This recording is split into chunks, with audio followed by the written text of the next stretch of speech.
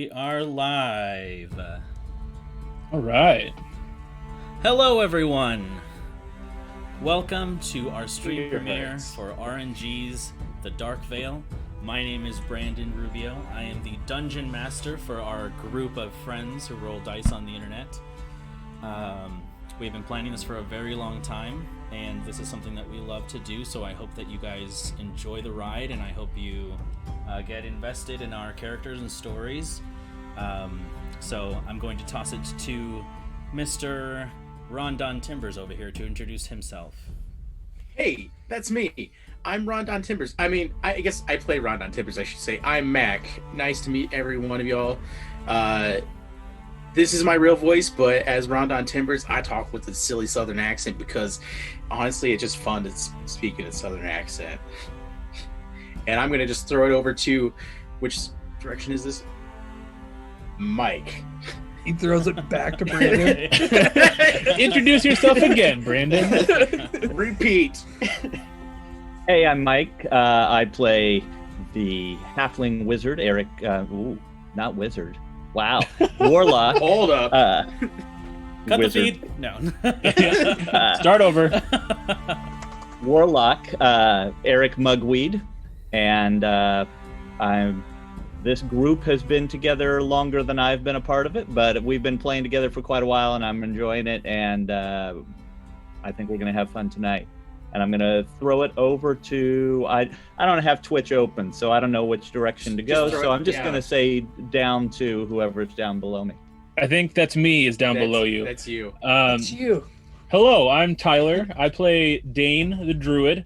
I have been playing with this group for longer than Mike, but not as long as Brandon.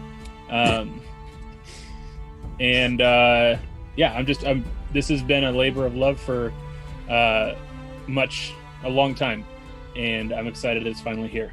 So I'm going to throw it over to Drew. And I'm Drew. That's me. That's it. And I like to party.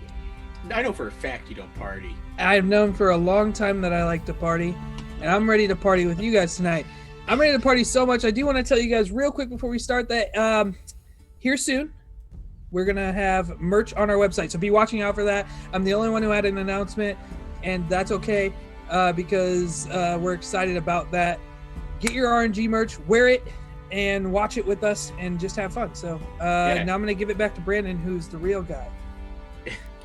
Wait, Mac has something. I was going to say, just in case you didn't know, we are also a podcast before this. There's a back catalog. Check that out on any major streaming platform, whether it's Google Podcasts, Spotify, Pocket Cast, Apple Podcasts, etc. Or you can just go to our website at rngpresents.com and you can find all the links there.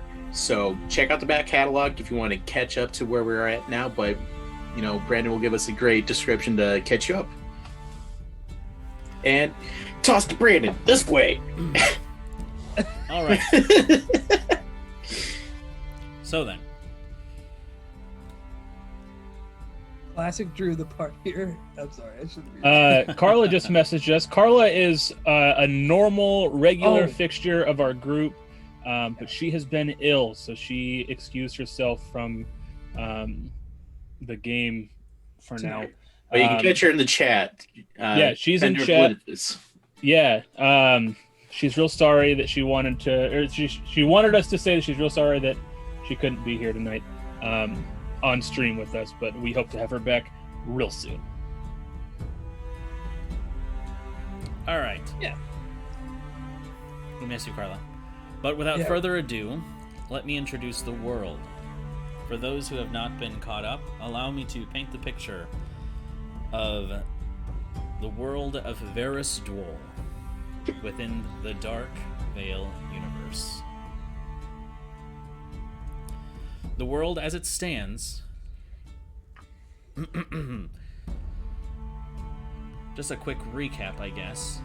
The world stands as a plane that has kind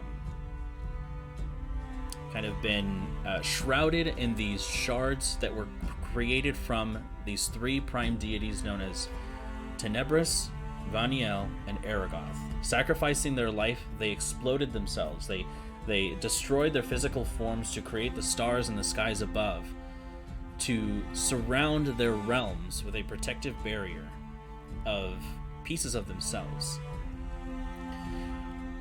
When we first met our adventurers, Dane was a regular woodworker, and upon some strange twist of fate inherited a fragment of these prime deities, these gods, which gave him the ability to use druidic magic. In an encounter that would kind of cement these heroes together, Rondon Timbers, Eric Mugweed, Quan Sang, Dane,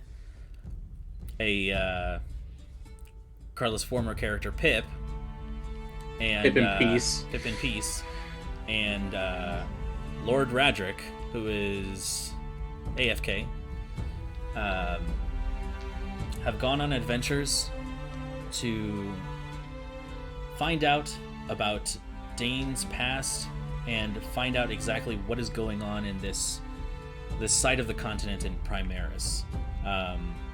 They had met with a character known as the Troop Master, who had apparently summoned them all together to become this era's next heroes. This world's next heroes.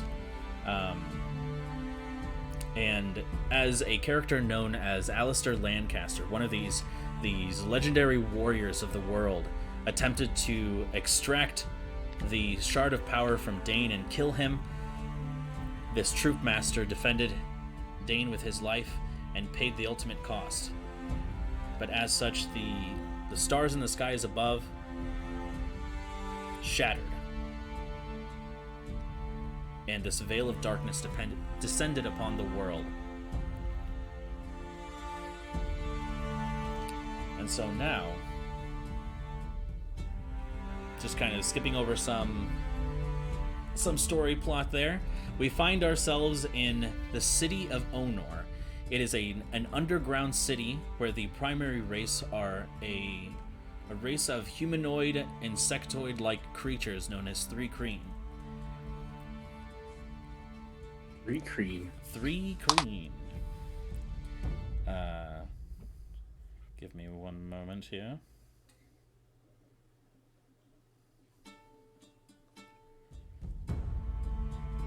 It is a city nestled at the base of the Peregrine Peaks, one of the mountains of Primaris. Primarily home to the Three Kreen, Onor is a very labor-heavy city. There is a constant bustle as it never really sleeps, and the city's layout is very complex and it is very easy to get lost. Most of the terrain here is dirt and stone, and you can see that a lot of shops and buildings are only accessible via wall climbing or flight. It seems as though nothing is free in this city, and merely visiting is a costly endeavor. It is a city rich with valuable ores and gemstones. And as the party wanders into this city, looking for a lost baron, a friend of theirs, Antorian, had told him that this is a very important figure that they must find, and as they settle into the local tavern, the Crumble Crag Inn, they acquire some information to visit the Underheart, which is a portion of the city where local city, or the city officials would gather and the Baron would normally reside. And as you all step outside of the Crumble Crag Inn, to see this large kind of open expanse of the city all around you, illuminated with bioluminescent mushrooms, kind of wispy spores kind of floating up and drifting all around them. You can hear the buzzing of wings. You can hear the thumping and stomping of all manner of feet across the stone and earth. And that is where we pick up this episode of The Dark Veil. The Dark Veil. The Dark Veil. There we go. The Dark Veil. So, can we get some claps in chat, please? Can we get some No, never mind. Nope, Yep. can't. I'm not allowed to get those in chat anymore. Oh, also, really quick before we start, I do need to disclose and thank a couple of people for this. I would like to thank Jeremy Soule, Khyle Fryer, Apstract, Team Cherry for the Hollow Knight soundtrack, the Fiechters brothers, CD Projekt Red, Orchestra Cinematique. I don't believe that I'll be using music from them outside of the Christmas episode, but thank you anyways. And Aiden Chan for providing us with music to use on this stream so that we don't get DMCA copyright strike. Oh, hell yeah. Got some nice claps in chat. We, I believe, also have some nice artwork avatars next to our... Yes. Oh, Is yeah, that yeah. true? That's Yes. right. Yeah. So thank you to Miley Taniguchi for providing us our character art to using for our portraits. We would also like to thank Offbeat Worlds for our character commissions for the artwork that you saw Slideshow. previously, the slideshow. Donnie Durdunkleton for creating the prime deities. We're a huge fan, Donnie. I'm a huge fan. Name and everything. Brandon can't hold himself. And if I'm forgetting anyone else, I'm terribly sorry. We will include you in the credits. Yeah, so Carla, keep us in check. That's who we miss. And one last thank you to our very own Tyler Brinker over here. Oh god, I gave his full name away. Delete the mod. Can't stream. What? for setting up the sweet logo that we have and helping me and Brandon do this stream layout. So Hey, while we're at it, I just want to thank Drew just for being here. That's wanna all the thank- time we have tonight, folks. Yeah. I want to thank my mom and my Anyways, I feel Can I like cut God you in this off real Chili's quick? tonight. Okay. Let's wrap it up. Okay. So, as you exit the Crumble Crag Inn, still kind of sore from dancing, a little groggy from the midnight ale, wandering outside of the tavern, upon speaking with the white, fluffy moth creature known as Threknai, that had given you all of these directions. It is up to you whether you'd like to step back in and speak to him if you need a little refresher, or if you'd like to pursue different interests in the city. But otherwise, the day is yours. The cave is bustling. What would you like to do?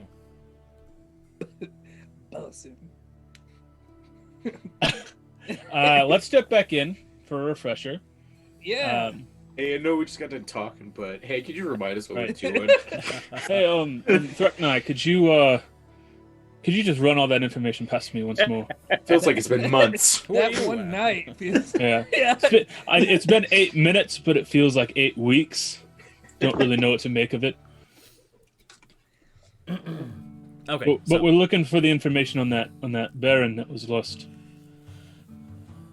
so you can see them. They have their arms crossed. They are about maybe 5'5" tall. So they're not terribly tall, but Whoa. it looks like they have quite a bit of paunch to them, and you can see these white fluffy wings kind of behind them as they turn over towards you, and they say, "Didn't I just finish speaking to you all? Do you really need a refresher? It's been only a couple minutes." We're all still feeling the effects of last night, honestly, Threknai. So forgive us if you could just run through it one more time for us. Oh, Eric. I know you stop told us to head to talking the so Underheart. Loud. Very well. Yes. In the city district known as the Underheart, there you will find one of the buildings there, the capital city building known as... Let me get my notes. Maybe you need a refresher too, Threknai. Yes, I've been on the mead for a while now. No. It is just simply a building referred to as the Halls of the Underheart. It is where the local city officials gather and meet and discuss business within the city and where the Baron normally resides.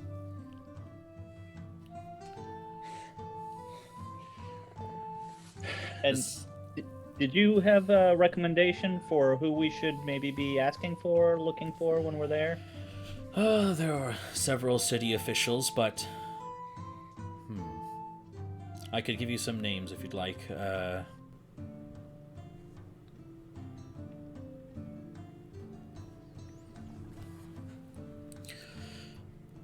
Let's see. So there are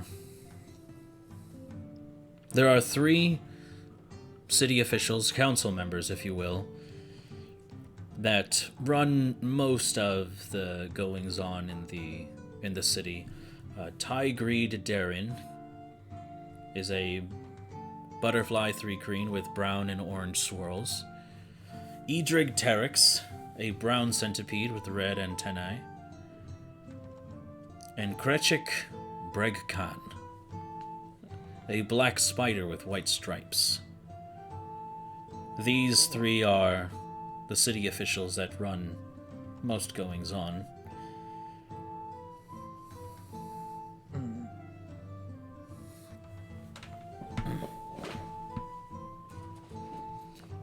It's Tigreed, Edreg, and Krechik.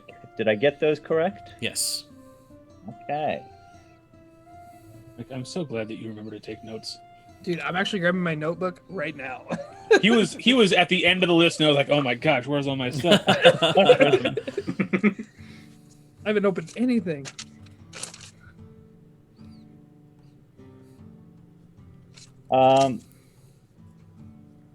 Breck and I, have we paid for a second night here? Are we staying here again tonight? If you'd like to book, the room for a second night, I could take that payment up front. Eric. I think we're going to do our business, and then we may check back in later. I'm looking at the rest of my group for confirmation. It works for me. Yeah. But you run a fantastic establishment. If we don't return, thank you so much. And I'm sure we will see you again. We've got to come back for the darts tournament, right? Is that here? That is in 1 week's time, however. Yes, okay.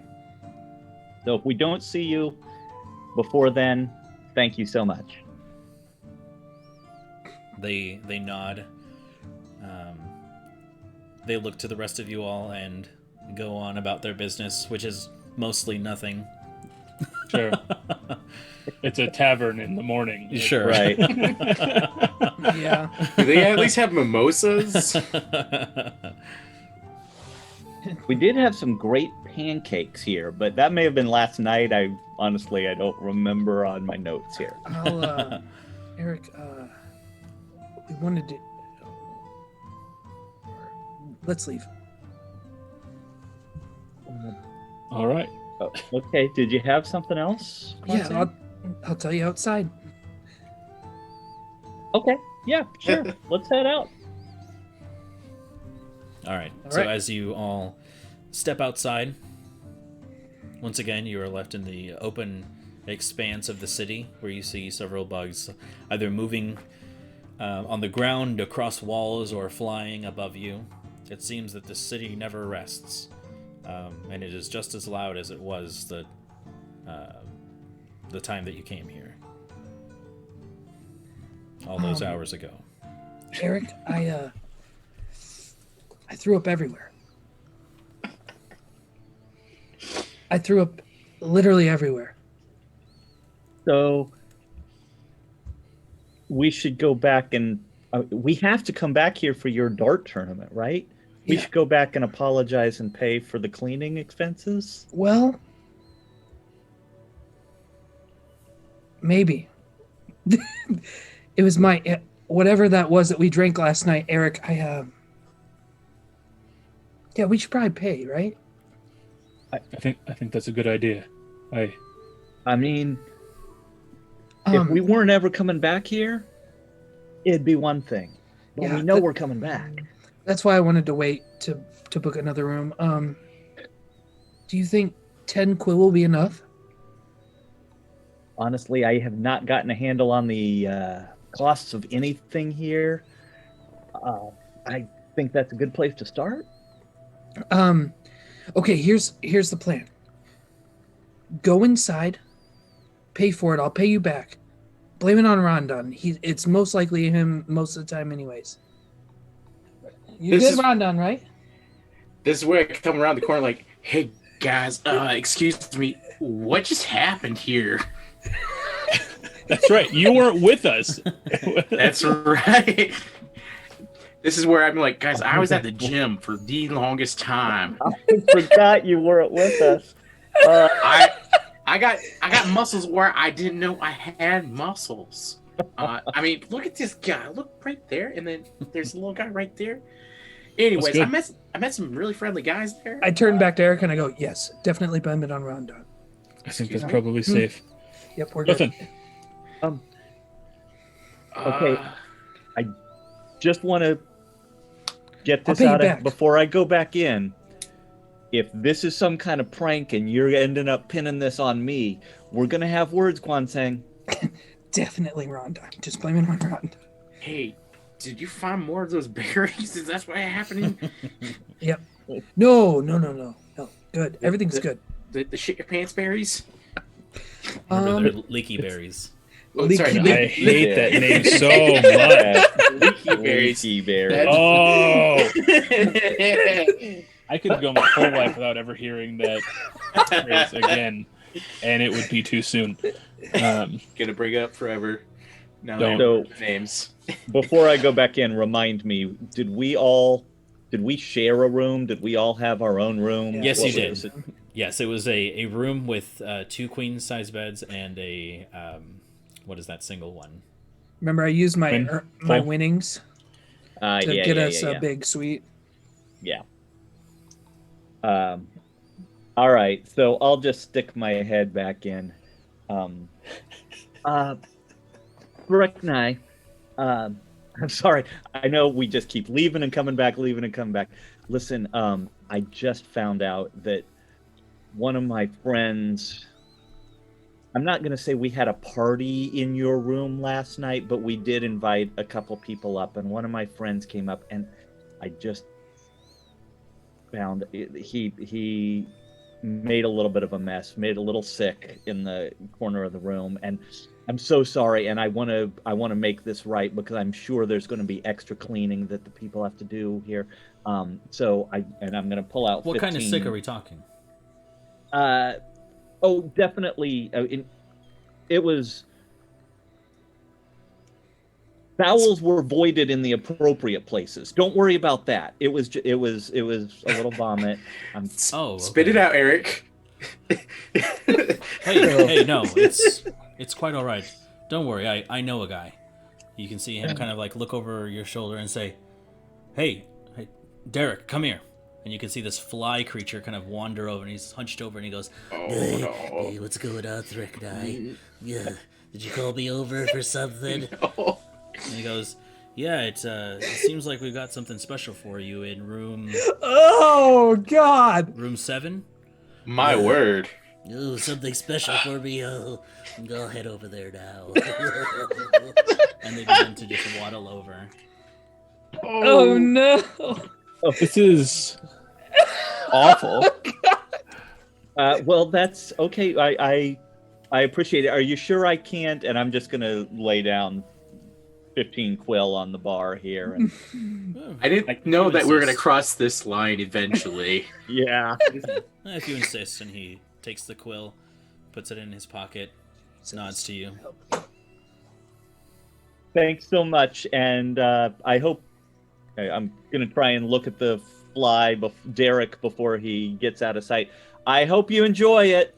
You can see them turn around, and you can just see this glistening, just viscous saliva, just kind of pooling down the front of the proboscis. No! And they look over at you, and they like slightly grin, and then they just wander over to the room. Well, I guess he's a man that loves his job. That's right. We didn't leave anything in the room, did we? Other than puke. Gotta do what you love. Yikes. hey, never work a day in your life. That's right. He doesn't have to worry about feeding himself. All right. Okay, thanks so much, Thricknai. Yeah. This time for real. We're off. See you later. I'm locking the door.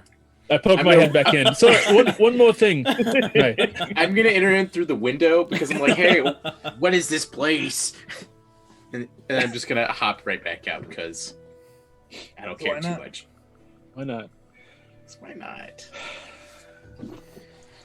Well, that went exactly how I didn't expect it to. It's D&D. Yeah. All right. Showbiz, baby. Let's showbiz, baby. So we are looking for the Underheart, and he gave me directions to the Underheart, right? Correct. Yeah. Okay. Yeah, and he said we could kind of explore the city too, right? Like, No, take you have a to go there gander. straight away. No, I'm just kidding.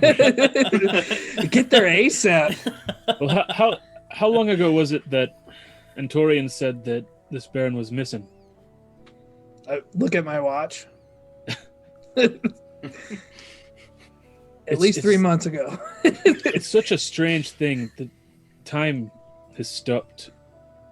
It hasn't stopped, but it's harder to keep track of. I'm fairly certain that I missed my birthday. I also missed my birthday. It's been... I look at them both with disgust. Missed your birthdays. Who misses their birthdays? Well, if I think my birthday's coming up. If I'm keeping track correctly, I was in a prison for my birthday. But that's, Neither here nor there. neither here nor there. Should have celebrated. We did break you out, so happy birthday.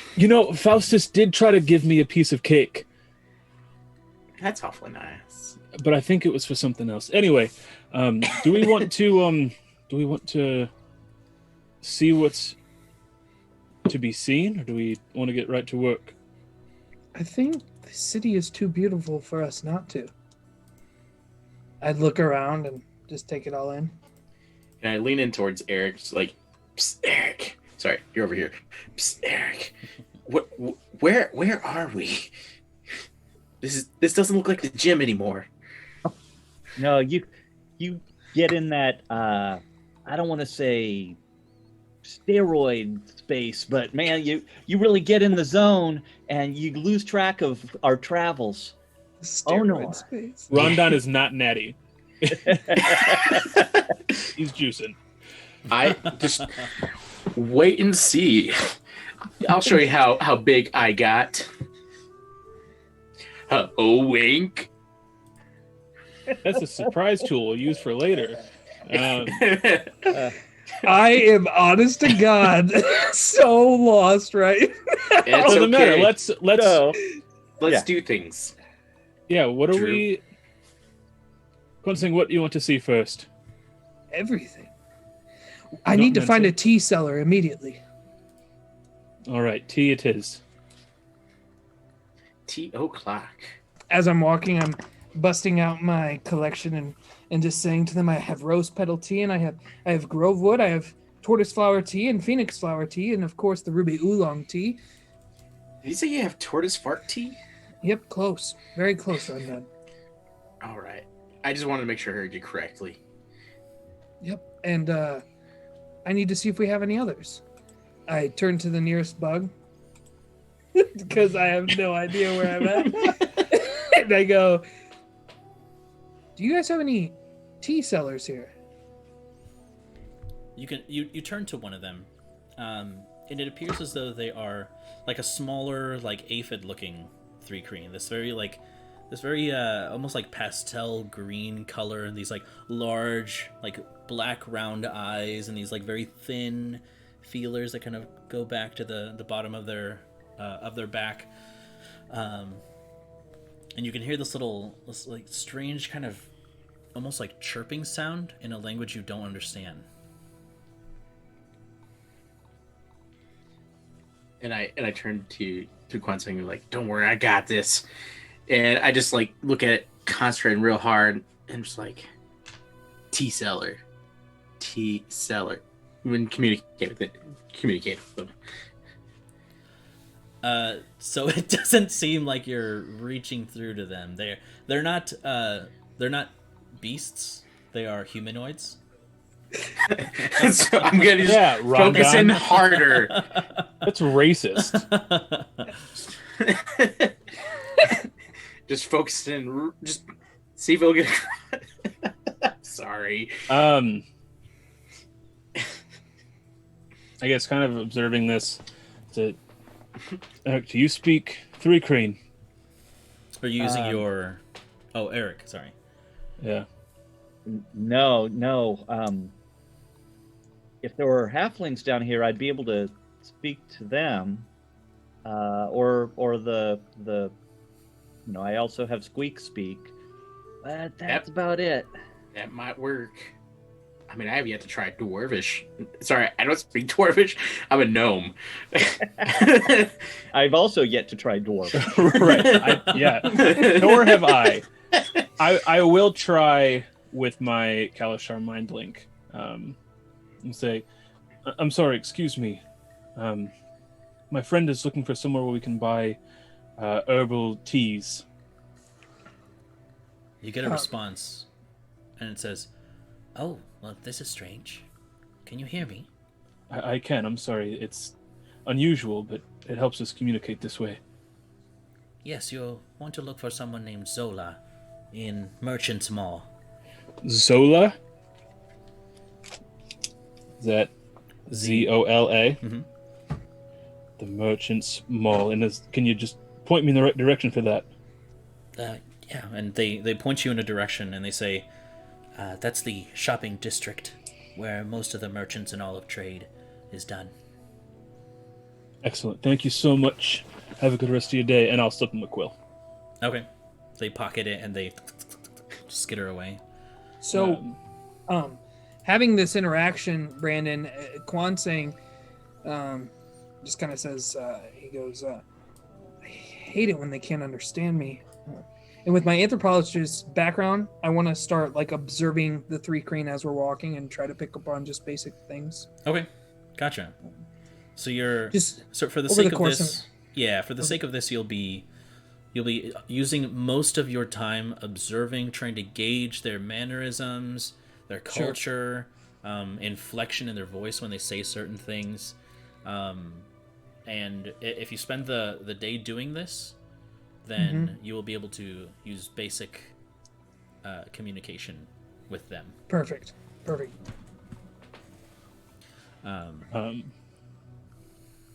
You say, it turns out that the weird brain thing I can do doesn't have a language barrier. We're looking for someone called Zola at the Merchant's Mall. They said it's this way.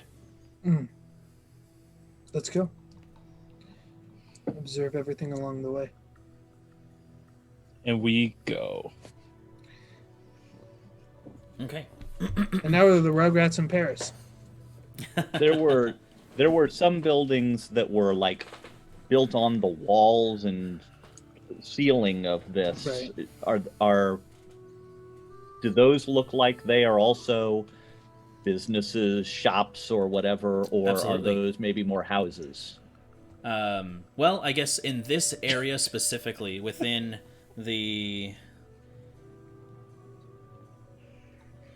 I love the mental picture of Eric like doing his spider walk up the wall, like, y'all sell stuff in here?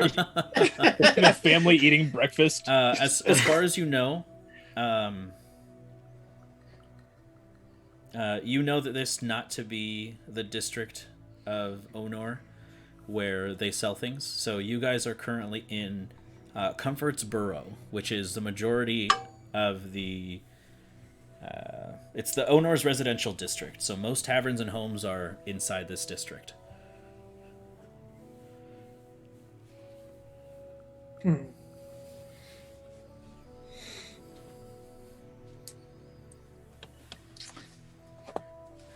Perfect. All right. You also see several larger creatures that don't appear to be Three Crane. They appear to be more monstrous, but still kind of insectoid-like in nature. You see these very large, I would say almost like 20 to 25 foot long, like centipede or millipede-like creatures that kind of trample across these open areas. Just you can see several almost like harnesses and leather strappings attached to them, and you can see these almost like nets hanging from the sides of their body, and different bugs and different creatures and other humanoid-like creatures that aren't 3 and cannot climb walls are kind of like sitting in these roped nets and kind of hang from them and swing back and forth as this like large centipede-like creature just climbs up the walls and goes across the entire terrain. And you can hear this like large, like dolorous bell ringing, and this creature atop it just screaming and saying things in a different language, and people are getting on and off, and people are handing money over, and it appears as though they have tamed beasts for this type of terrain for natural transportation. Public transportation system. I love it. Eat. Quantain just mumbles. I don't like it. Is that self-loathing? Is that sighting something I should be keeping track of? It exceeds your capabilities. Okay. Sounds good. Thank you, sir. Mm-hmm. Perfect. So, tea first before Yeah. Underheart? Yeah, let's grab some tea and Let's see what else is in the area. I won't lie to you, I still need to settle my stomach. I think I need some new armor because this is starting to feel a little bit too tight on me. I mean, I got swole. That's it. Rondon, did you get taller? I don't know. I mean, I don't feel taller, but you all look a little bit shorter, which has been concerning. Don't ever tell me I look short again. Yeah, my height is not an object for you to judge. How dare Excuse you, me. Rondon? Y'all have been looking down on me for way too long. Pulls out a gun. Now it's time to take my revenge. Well, Rondon, you just brought a gun to a knife fight. I just pull out my daggers. Good lord. Actually, while we're on that subject, why don't you describe what your characters look like for the audience that has never seen them? Yeah. Yeah, because they see a little tiny picture there. But, yeah. Go ahead and I was like, mine looks like that guy, you know. So, I guess, I'll start in this order. So Rondon, for those who don't know, I slipped up and just talk about dwarvish, but I'm a gnome. So I'm 4 foot and some change now. Tall. I'm the tallest gnome in my clan. He has slicked back, brown hair, kind of golden skin, always kind of dirty, even though he bathes regularly, so we think. He's got a scar going over one of his eyebrows. I think I said his right eye like a while ago. I mean, his facial hair is apropos to mine, so just picture that, I guess. Short, stocky. Yeah. Rondon. Eric's up. Rondon. Gotta just throw it to Eric. Eric is a halfling. Very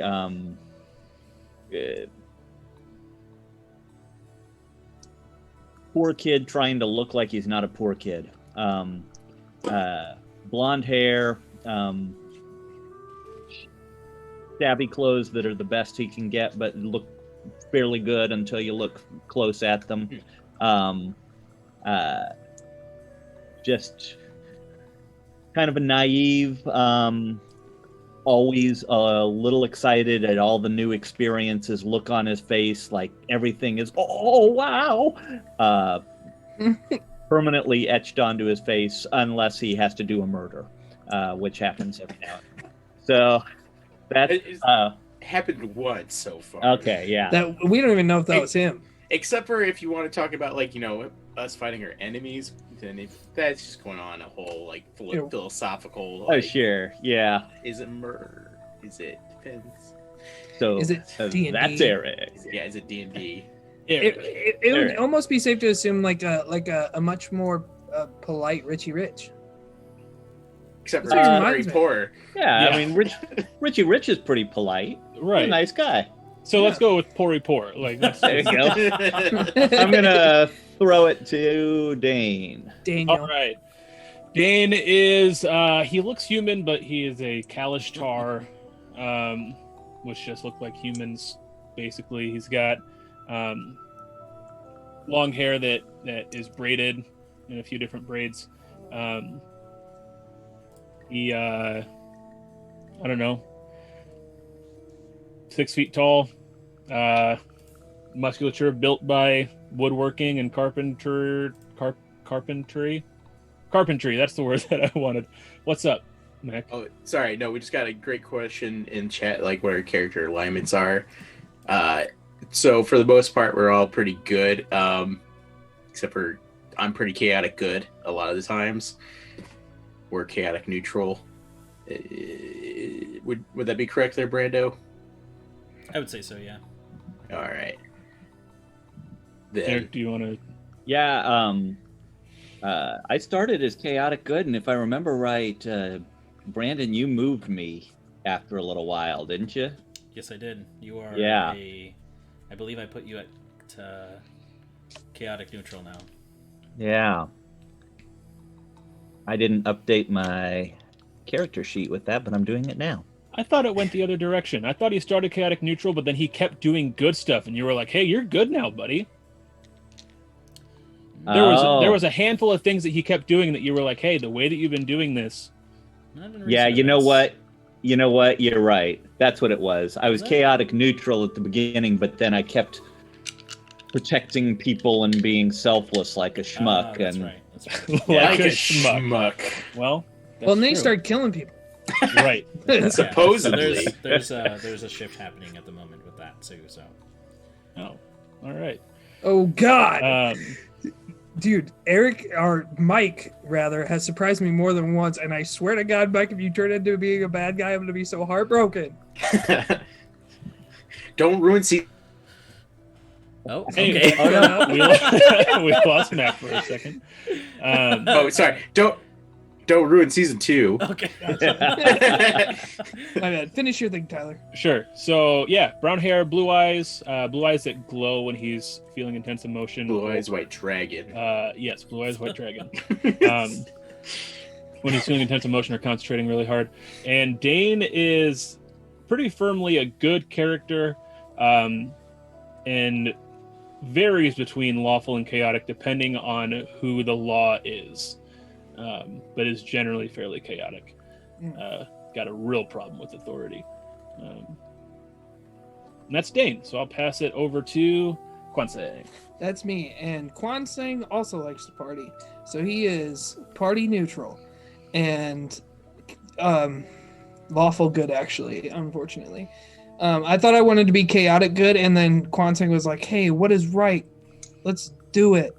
And that's just kind of how it's been.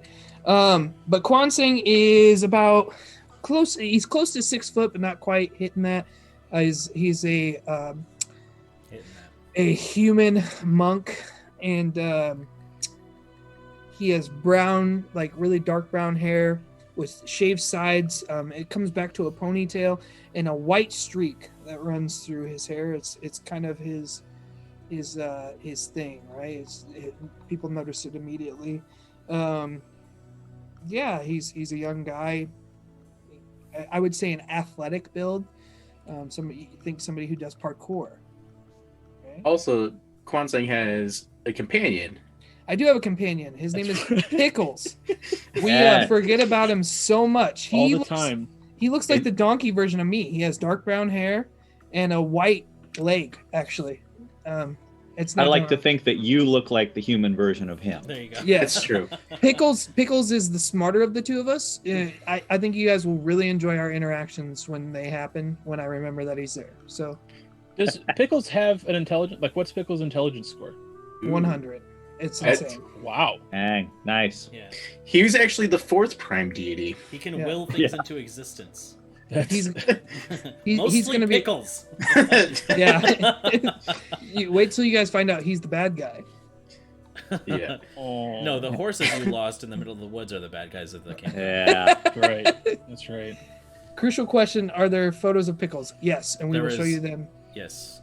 eventually. Yes, eventually. I think we'll be able should be to see the- him when we go to break. Yeah, they Yes. should be in the slide. That's Also, one of our missing companions, Balefire, played by Carla, who is currently with the party, but will soon In not spirit. be with the party. but she's also in chat. There you go. Sorry. She's also Go in ahead. chat. Goodness. How do I even describe her? Well, Carla, she's a handful at times. Okay. Loving way. And not here to defend herself. So All right, so Balefire, she has like tan skin, kind of like clay-colored skin. She has dark brown hair, wears a blue kind of wrappings and a blue cloak, and she wields 2 scimitars at her side, and holds a spell book as well that kind of hangs from her side and belt. Her hair is braided to the back, that kind of creates like this kind of crown behind, and then loosens to the back. And she also has a dog companion named Perry, who they recently adopted, and is a very good boy. Yeah. He's the best boy.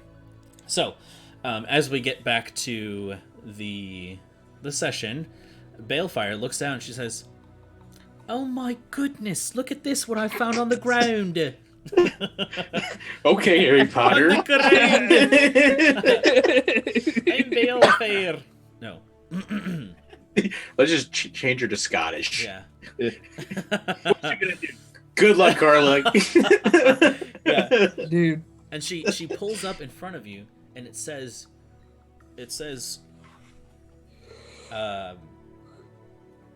free coupon for the day for the Centenarian, where is it?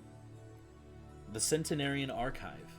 And it says there, owner's greatest library. And she says, well, if you fellas don't mind, I'm gonna go do some reading with Perry. What do you think, Perry? And he goes, well, I do believe that... No, I'm just kidding. Wait a minute. Holy can shit, read. Harry, you talk. Oh, you can't talk. No, Perry goes, whoa.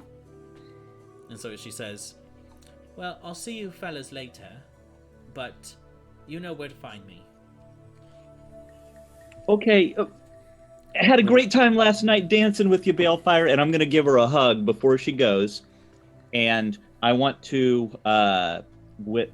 surreptitiously, without her noticing, transfer 5 creature residue from my bag to her bag. Ah, okay. All right. oh, I thought you were gonna be a pervert, Eric. Without her Nope. knowing. To transfer my dagger into her gut. No. She paid for my saddle. I want to pay her back, but I know she won't like it, so I'm doing it without her noticing. There you go. So just When Carla can't stop you. Yep. That's So right. The creature residue transfers, and she says, "Come on, Perry," and then they wander off into the city, leaving you all to your own business. And I'm just and gonna as lean into- such, what is the next move? Mike, point of order. Are you riding a firefly right now? Not right now, but Okay. he's about to come out. All right. I I'm look gonna at- just looking into like Dane and be like, wait, where was she going? I wasn't paying attention for a minute. I look to Rondon because this is the perfect time, and I go, she asks if we mind, and then she does it anyway. She didn't even... Let's just go. Good riddance. Hmm. We'll be back to her. As we're walking, I'll go, reminds me just of that darn Pip. Very stubbornness. Stubbornness. Very stubborn. She's stubborn. I haven't said stubborn with a southern accent, so that was weird. Stubborn. Stubborn. Anyways, So let's head to the Merchant's Mall. The Merchant Small. I hear that there's a lot of entertainment there, Rondon. Oh. I'm looking Don't- for an armor. don't know what you're thinking, Quansank, but I'm looking for an armorer. Arcade. Well, I can get down with that. All right. So, as you begin to head off in that direction, you begin to cross what are essentially, they look like rocky spires that jut out from the earth, from the bottom, the sides, and the top of this large cave, this large cavern. And in the center of it is a small gap where these glowing orange crystals kind of separate, almost like a barricade or some kind of magical barrier that divides the city's districts. Did you say the crystals are like four-sided, or what do they look like? They look like four-sided diamonds. Okay. How do they compare with the big crystal in Berkshire that was providing light? They're around comparable size, but the cut of the gem does not seem similar at all. Okay. And you said that this is on is like a wall from the city to the outside world. Is that what I'm gathering? It is a wall inside the city that divides its districts. So currently you are within Comfort's Borough, which is the residential district where you would find taverns and homes of people that live here.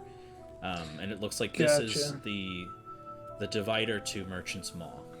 So would we have passed through any of these when we came back from that dart throwing stuff?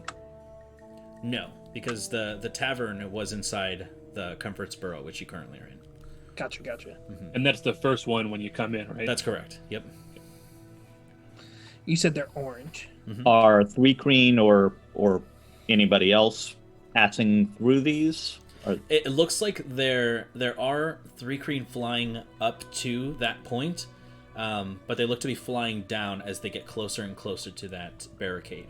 Looks like there is some sort of entrance, probably somewhere along the base of those spires that jut out, and I would say they're probably close to 60 to 80 feet tall. And this cavern, spans probably about, I would say, maybe a mile or 3/4 of a mile. It's enormous. And so if the spires are 60 to 80 feet tall, how tall are the diamonds? The diamonds aren't that large, but you can tell that they are somehow centered between the cavern, like roof and ceiling, or roof and floor and walls. And it doesn't seem like any insects or any Three Creen are flying through that. them. Yeah. Interesting. Okay. Tyler, your face, you're like, he said the wrong thing, and that's funny. No, I thought of that Parks and when it's outside, it's called the ground, son. Oh, okay. He called it the floor, didn't he? He did. I was actually anticipating somebody doing that, but okay. How many diamonds did you say? Is there a lot, or There's a lot of them, yes. so a lot of little diamonds that are creating a barricade? Mm-hmm. Gotcha. Okay, it's like a force field wall almost. Kinda, yeah. Okay, very cool. All right, yeah, I guess let's approach it. You guys cool with that? Yeah. This Yeah, is the start. direction that we needed to go. Start going down to where they seem to be converging. Yeah. All right. Eventually walking there as TSA. you do notice that, more of the similar races that you're used to. The Aasimar, the gnomes, humans, kobolds, and did I already say mousefolk? Nope. And mousefolk even. Walking along the ground, carrying packs or being pulled, like carts being pulled by beasts of burden. Whereas most of the Three Creen are either climbing along the buildings to kind of find faster routes or just flying altogether. Eventually you reach the base of what looks like, essentially it looks like a checkpoint, where you can see several of these like very heavy set like black and orange beetles with these like shining like carapace and armor. Some of them look more like Hercules beetles. Some of them look more like what are they called? Let's see. Scarabs. Scarabs, yep. All kinds of different beetles there. And they appear to be very imposing, and they appear to have a sigil very prominent on their chest plate and on shields that they carry of what looks like a star with a scorpion on it. It is the symbol of Onor. And I would say, who has the most? Who's proficient in history? That'd be Kwansang. Me, yeah. Kwansang? Okay, go ahead and make a history check for me. First roll of the stream. Ooh. Hey! Only takes an hour. 18 plus 4, 22. 22. Hell yeah. Upon looking at these, Beautiful.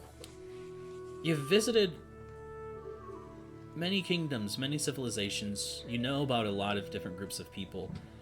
The way that these three Kreen are dressed, the ones that are guarding, these are not regular guards. You can recognize from their attire, their station is much higher than that.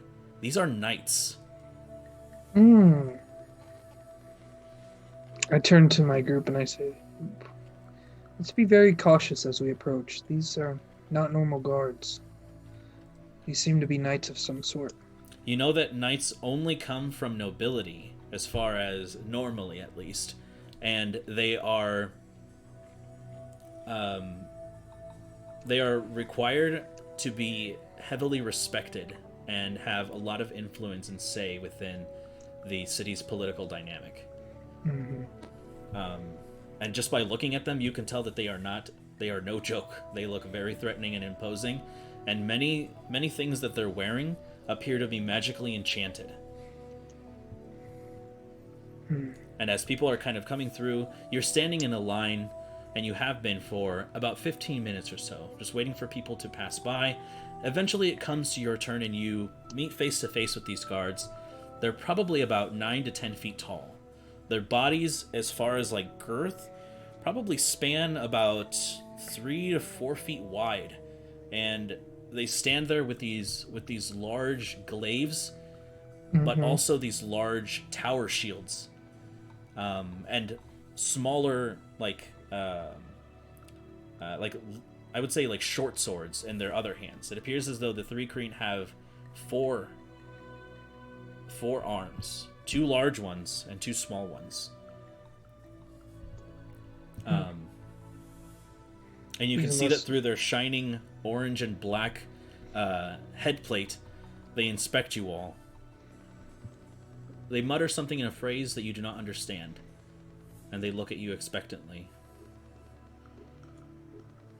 I'll hold up a hand and I'll establish the mind link with, I don't know, does either of them look like they might be a higher rank? Make an insight check. Okay. I'm good at them. Let's see. Not today, I'm not. 10 total. 3 plus 7. 10. They both look pretty imposing. You're not sure if one is above the other. Okay.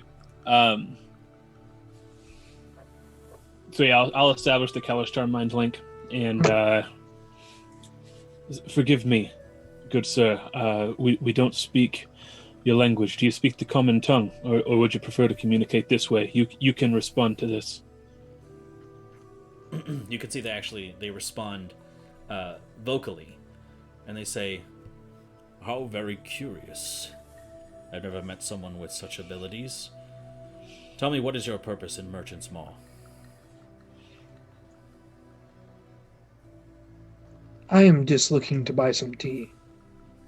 We were told this is the way to go. Are you from Primaris? You do not look it.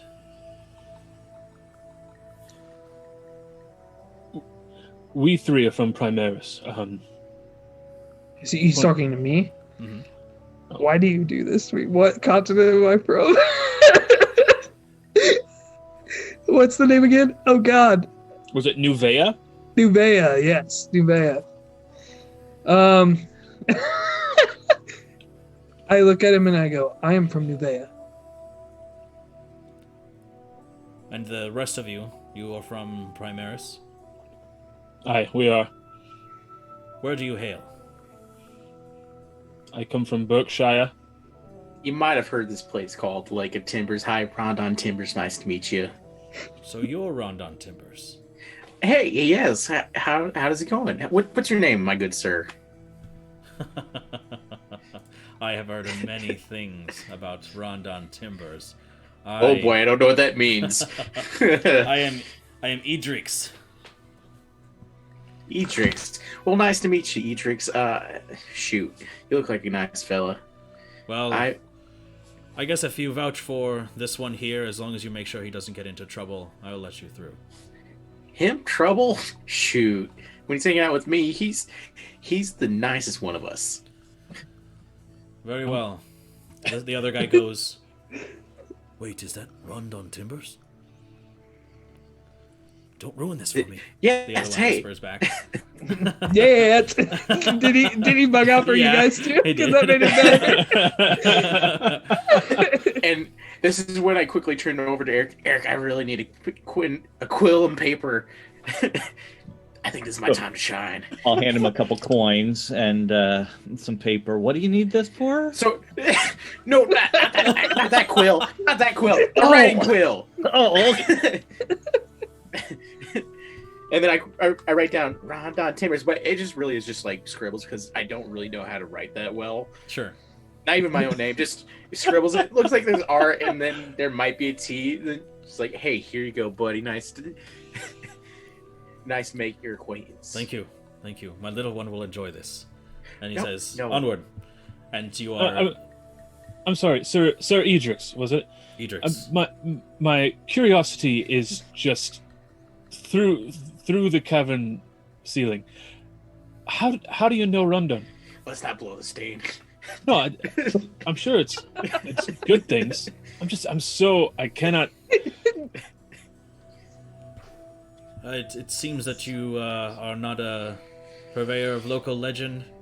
This one, he seems to get into trouble in all kinds of places.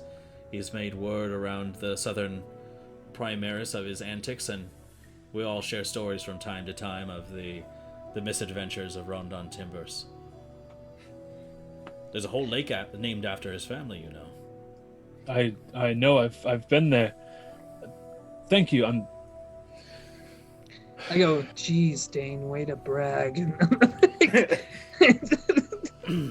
And as you make your way through, you can see them, like one guard kind of like rejoicing to himself, and the other one just like peeking over his shoulder, or rather the knight, peeking over his shoulder, kind of looking at the signature as you guys pass through the checkpoint and you arrive within Merchant's Maw. This place is, while it is not, while Comfort's Burrow was not necessarily dark per se, this place is much lighter than it. There seems to be natural fires with torches and different glowing signs created by magic, like flashing crystals in the distance, and you can see that there are almost like placed gemstones inside, like inset into the wall, that through some magical enchantment seem to glow one after another, creating these designs on the wall. And you can see pictures of just like, I guess, pixelated 3-creen, like standing, holding swords and armor. Some of them conquering monstrosities, others mining. It looks like images are being created through magic within the city through these glowing gemstone crystals. And each of the gemstones, they're not enchanted to glow a certain color, rather they are the colors that are being emitted.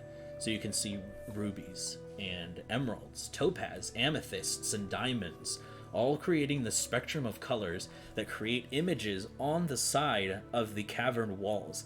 And it is amazing to see. You can also see stacks of smoke kind of billowing up to the top of the cave, where you can see some kind of metal work or some kind of forging is being done.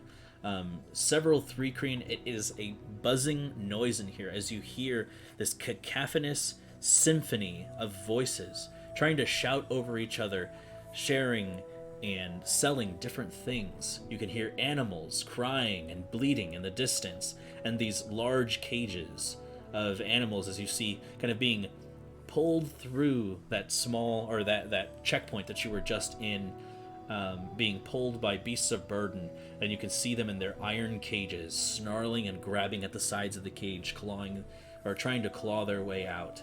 And there is a sensory overload of things that you see and hear. Yes, go ahead, Dane. I want to look at these illuminating pictures and look for a gnome with a dark goatee. A gnome with a dark goatee? Yes. Okay, how long are you spending there? I don't know. I'll spend just a minute or so kind of looking over and trying to see if one sticks out. Eric is just whirling around trying to look at everything at once. Eric, you see as you're looking around as well, you can see several street performers that have kind of picked up on your almost seemingly enchanted what am I trying to say?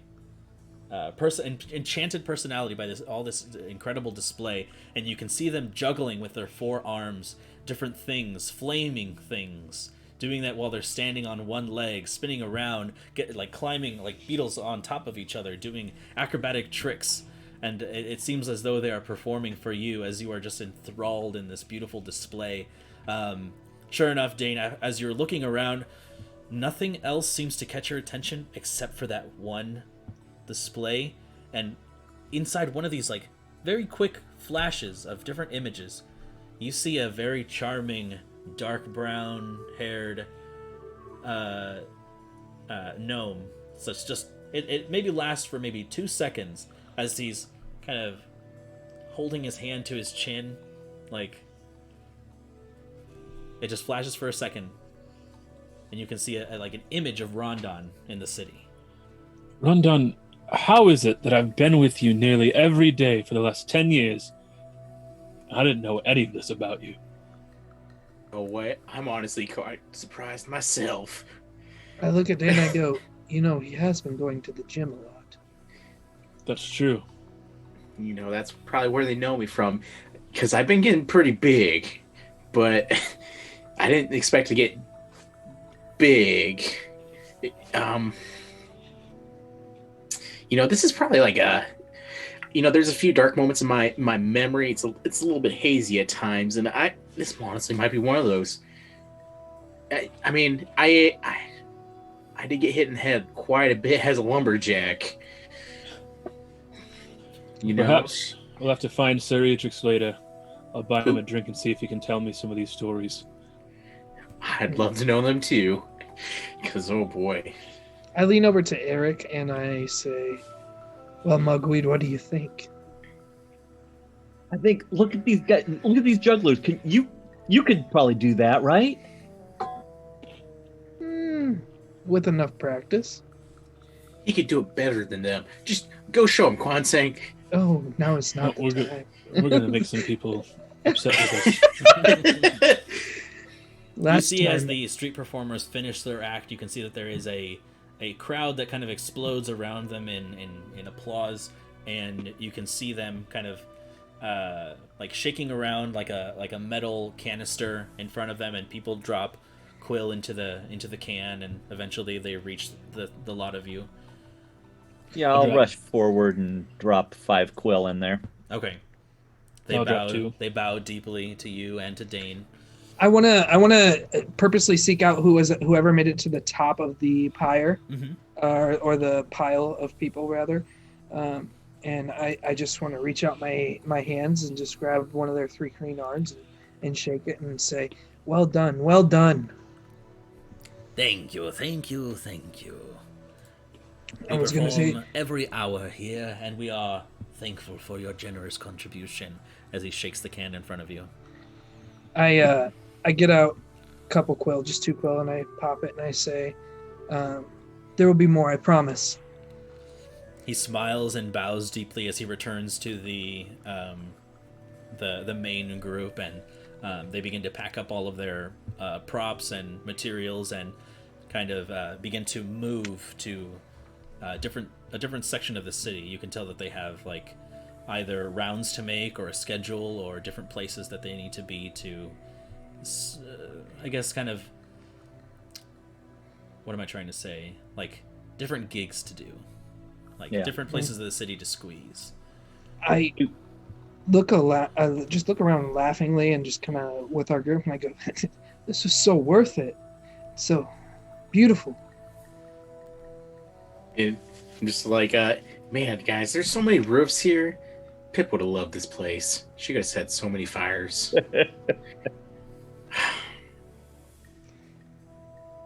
Anyways. Moment of silence. Gonna pour one out for Pip. Pour one out for the homies. Do 3 Kreen wear clothes? Yes, they do. Okay. Mm-hmm. Oh, Not savages. Yeah. Well, I mean, if you're a moth, do you need a tunic? That's the That's the 4 Kreen. They're the ones who don't wear their clothes. Right. Those guys are nuts. That's the class system. 1 Kreen, 2 Kreen, 3 Kreen, 4 Kreen. It's beautiful. Yeah, so I guess we're kind of looking around, I just take it all in. Yeah. What else do we see? I guess we've seen the kind of tumblers, and we've seen this beautiful wall that we just walked through. What else? What catches our eye? Make a perception check for me, Cleansing. Yeah. It's not terrible. Sorry, 1 second here. I was on the wrong page. Perception. 16. 16. Looking around, there appears to be a shift in the wind, which you are very attuned with. And kind of noticing this shift, you look up and you can see this bright white light kind of beginning to descend, not upon you, but fairly close to you. And it is only until this point that you see drawn in the dirt this kind of symbol in bright yellow and orange, kind of outlined in this like glistening, almost like a paint-like powder. And you can see this form of this very large, very long and angular insectoid with these very large, wide wings with these antennae that kind of curl out and come back. And you can see this this 3 Kreen that looks more ant-like than the others you've seen. And they appear to be piloting this or riding this creature that kind of flits and descends upon the area. This creature, this 3 Kreen that now dismounts, goes ahead and says, "Anyone looking for a ride in the city?" Us. Oh, step right over. Come on, guys. Yeah. Oh, hey. How's it going? Rondon Timbers. How much to get us? He's Rondon Timbers. How much to get us to the Merchant's Mall? That sounds familiar. Well, are you any points over to that that gemstone sign? And oh yeah, I've heard about you. I have a gemstone sign here? Yeah, it's the flashing kind of picture wall. And he says, "Yeah, I can get you anywhere in the city for 10 quill." That sounds reasonable. Yeah, but think how much it's going to boost your business if you're able to tell people that Rondon Timbers rode with you. That's got to be worth something. Yeah, make a persuasion check. 14. 14. It's not bad. That's not bad. Yeah. Yeah.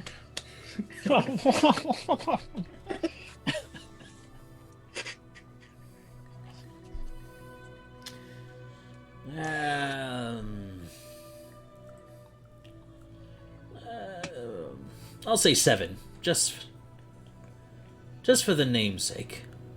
All right, let's split it, guys. Each of us give 1, and Rondon gives 4. Hey, here, I'll just give him the full 7 myself. Don't worry about it. Let me clarify.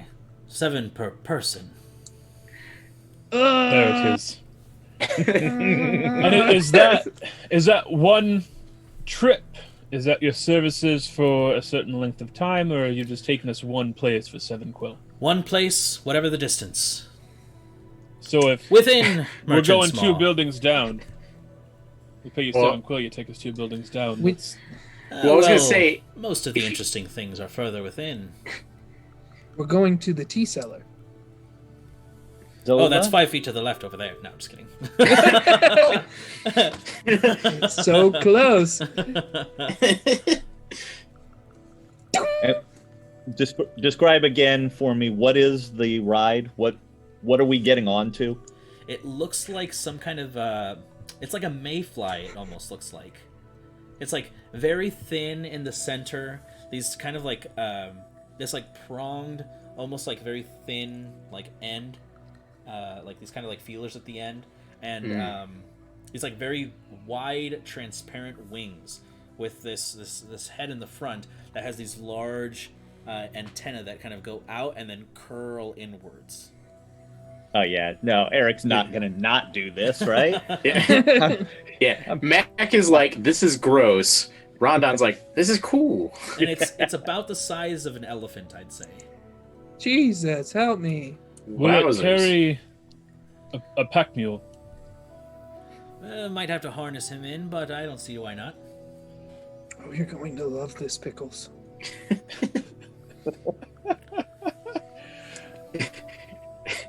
My pet Pickles. I'll drop 7 quill in and climb in and find a seat. Are there seats? What do we do?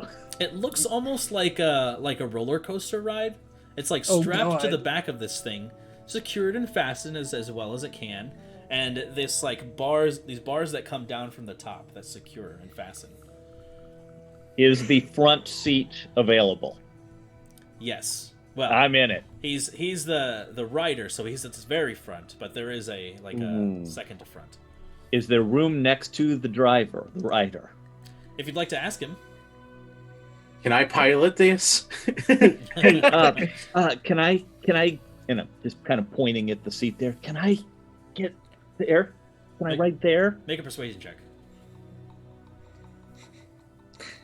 Ooh, 9. 9? 100. He says, for yours and everyone's safety, 15 quill more. Oh my god! Well, Eric, you never get the chance to do this twice, and I take out 8 quill and I say, I'll pay for half. Okay, I was gonna pass, but if you're paying for half, I'm in. All right, so I'm saying you pay 8, Eric. You It'll pay be 7. 15 total for me, though. There you go. I'm good here on the thorax. This is the thorax, right? You can like see it like kind of like moving as it's like the behind portion. It's the thorax, I think it's called. It's like slowly pulsating as it kind of breathes a little. Oh no! And this was a big no thanks from me. I go to get on and I look at the seats and I say, "This is very bougie." All right, so as you all get into your own individual seats, Eric, you sit up front. He actually allows you to sit in front of him, and because you're much smaller than he is, he kind of like you're kind of like sitting right in front of him, and like so he's holding the reins or like the leather straps like above you, and so what happens is you can hear him shout something in this language. The creature suddenly, you can feel it suddenly shift as all the legs just kind of begin to shift and move towards and point to the center of this district. You can feel him, Eric, as he's right behind you. He kind of gives a kick underneath the creature, and suddenly the wings kind of begin to flit, and you guys slowly begin to ascend. And it is very much different than the dragon ride that you had experienced before. The dragon ride was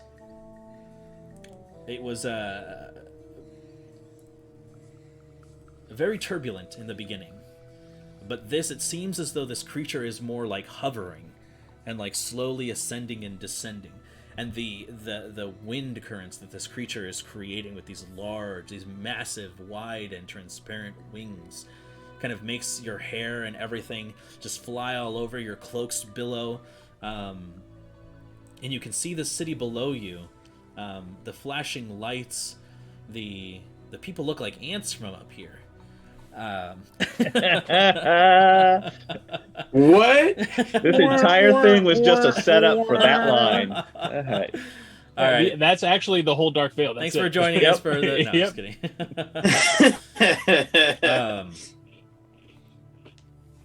Yes, and so you begin to soar above the city. What might have taken you maybe an hour, a couple hours to get through Merchant's Maw has taken you somewhere in the realm of 10 to 15 minutes flying on this creature that is both incredibly fast and can maneuver through the city's very difficult terrain for people that are, I guess, climbing or flying challenged.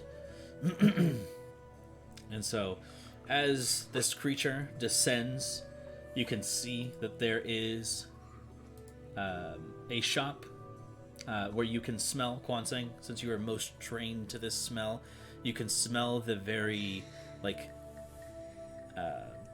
strong and thick scent of tea and brew. I needed this. And so as you all, I guess, unboard, or what is it called? Offload? Disembark. There you go. Disembark this large mayfly-like creature. This ant-like three-creen takes a bow and says, listen, if you're ever in the need for my services again, I can give you this. And he presents to you this almost like copper whistle. He says, if you're within Merchant's Maw,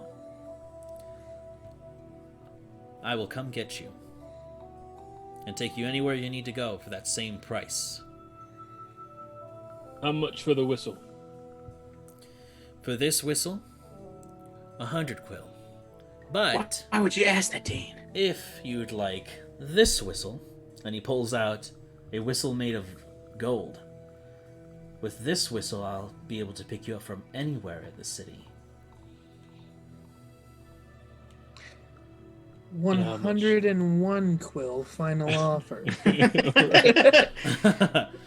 This one is worth 100. This one is 300. And does that one let you travel between the districts without having to wait in the long lines that we had to deal with? That is correct.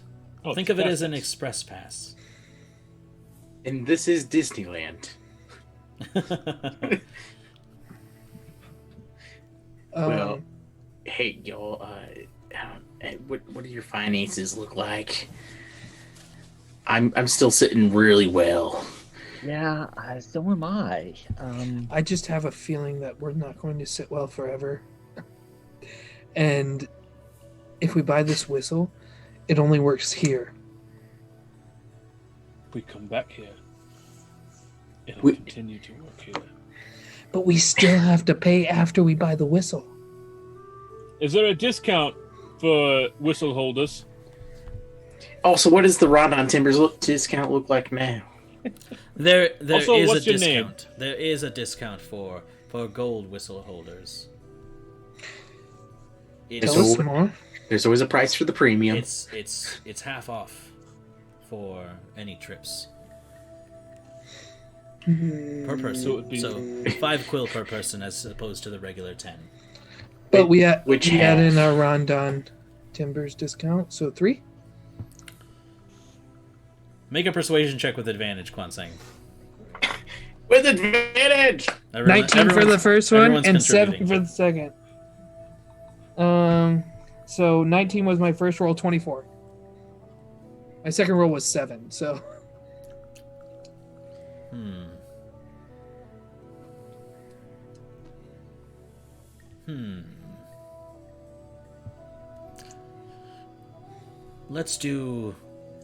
I'll do 200 for the gold whistle. But the price per trip remains the same. Done. I'll give him 200 quill. Okay.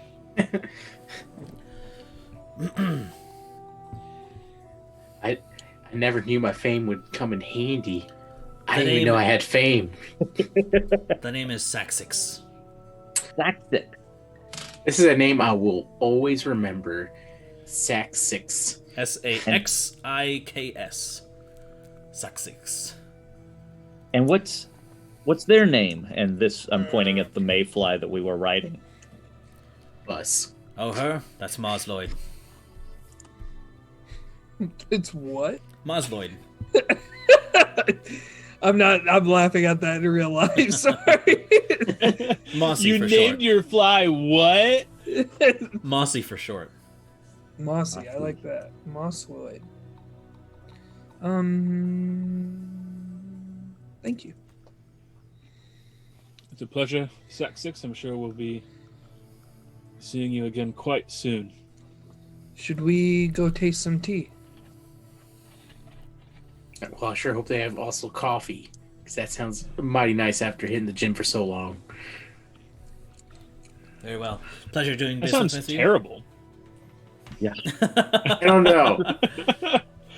Like, Thanks, Saxix. Bye, Mossy. I'm kind of pat the fly. You know how to reach me. And he boards again, and once again, they take off into the sky. All right. After you, Gunseng. I will lead you to the best tea. I step inside the tea cellar. roll for initiative.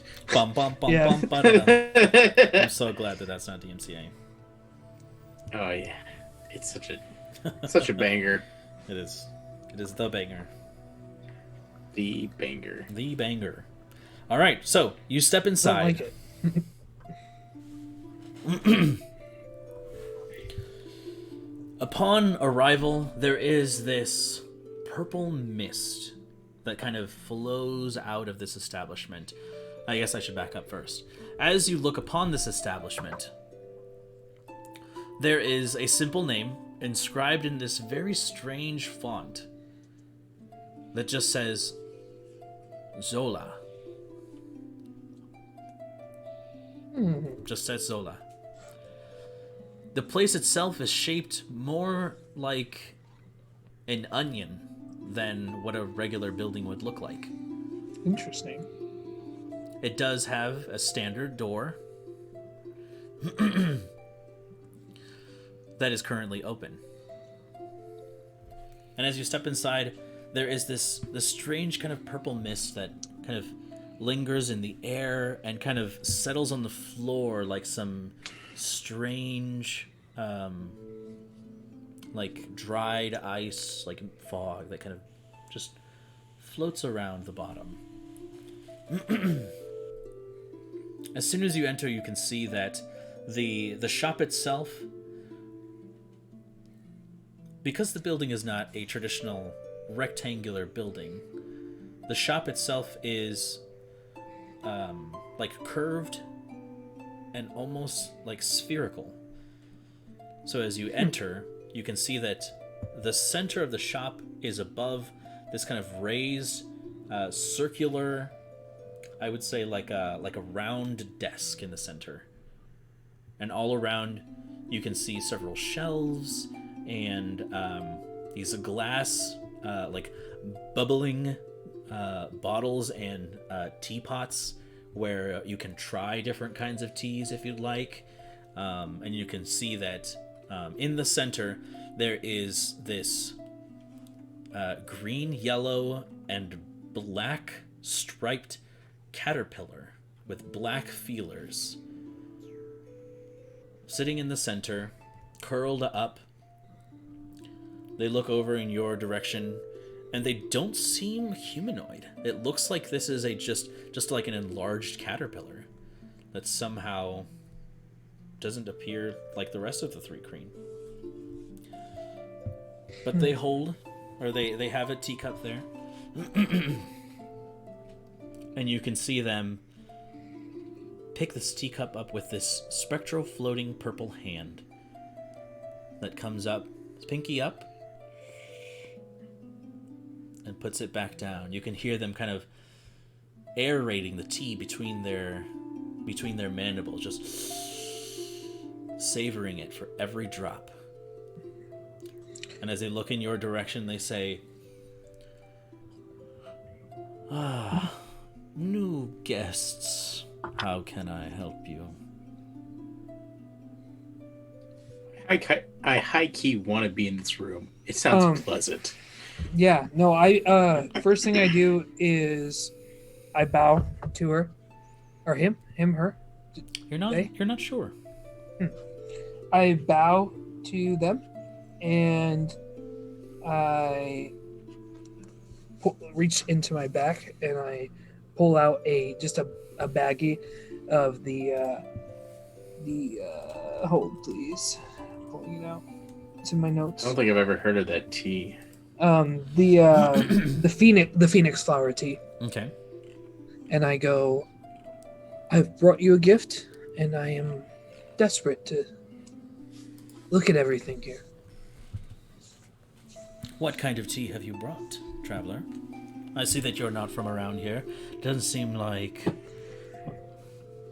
none of you are.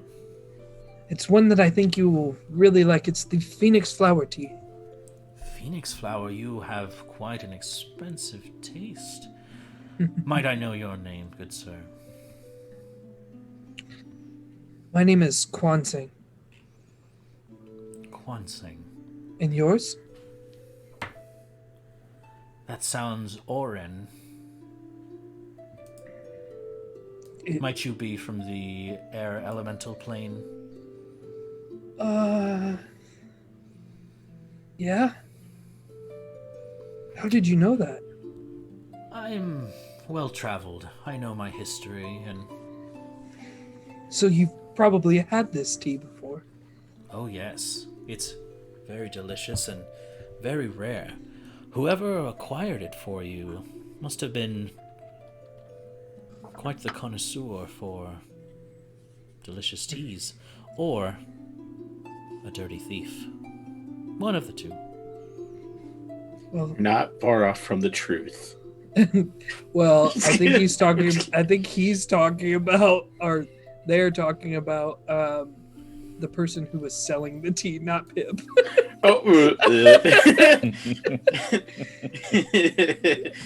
Might be. Pip in peace. But yeah. So as this caterpillar says that, I say, I am honestly not sure, but as long as they continue to have good teas, I will continue buying. Very well. And what is it that I can do for you? Well, do you do tastes, samples? I want to try some of your more elegant teas. I could give you a price range. I look to spend around 200 to 250 quill at max. I see. On tea? You don't understand. That Dane. Tyler to Drew. You don't understand, Dane. Because Dane's probably wearing this expression. Tea gives us life. I don't think that's true. I mean, I'm not going to argue with you about it, but... So I say, may we taste so we can help the non-believers believe. Yes, please go ahead. And you see that there is a station where there are several teapots ready, and you can see that there are tiny little sample bags of just a lot of different teas, just in little, almost like, what is it called? Like these boxes that you can pull out, like these little tiny drawers that have like... like an organizer of some sort. Yeah. Yeah. I know what you're talking about. There's a name for those kind of desks, but I can't remember what they are called. But yes, there are many types of tea for you to choose from. Perfect. Now, real quick, did you say that there's 2 of these shopkeeps, or is it just the one? Just the one. Okay. Just want to double check. Okay, everybody, let's try some. Your recommendation, please. Which one do you think is the best?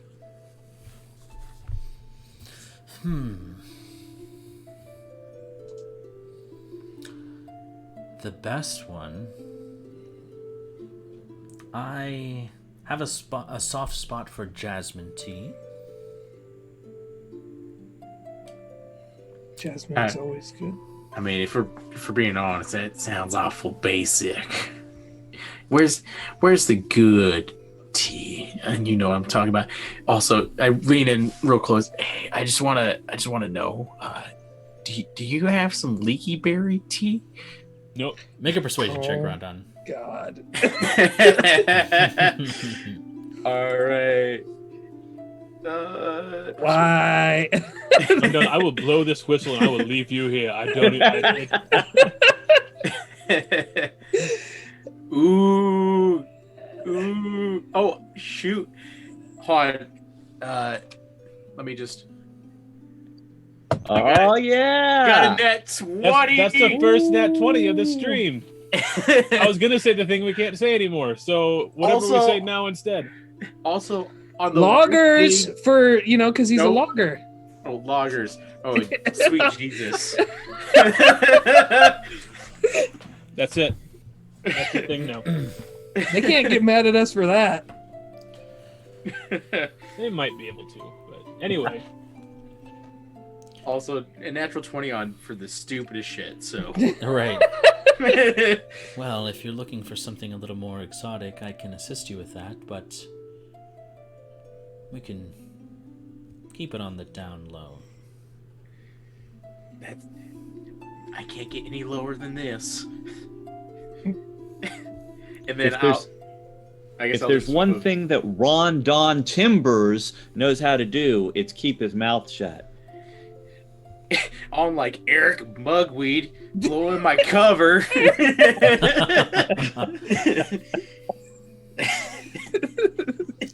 Jeez, Eric, it's like you don't know how to be incognito. Act like you've been somewhere before. I know that his name lowers prices. That's what I know. Yeah. That's fair. So far, So far. She might be a little too bougie for that, though. Until we meet like a scorned lover and they're like, Rondon Timbers. and I'm just like, fuck, I don't know who you are or what I did. I'm sorry. So, they leave for a moment and they return and they say, well, if you're looking for leaky berries, I do have a private supply if you would like to purchase. 100%, all of them. Very well. Why would anyone make a drink out of leaky berries? Not everyone can be as blessed question the with process, Eric. with a dependent bowel system. It's a Young halfling. laxative. Not everyone can be. Not everyone can be regular Eric. But what I'm Rondon's gonna over do here with it- buying tasty laxatives. Like,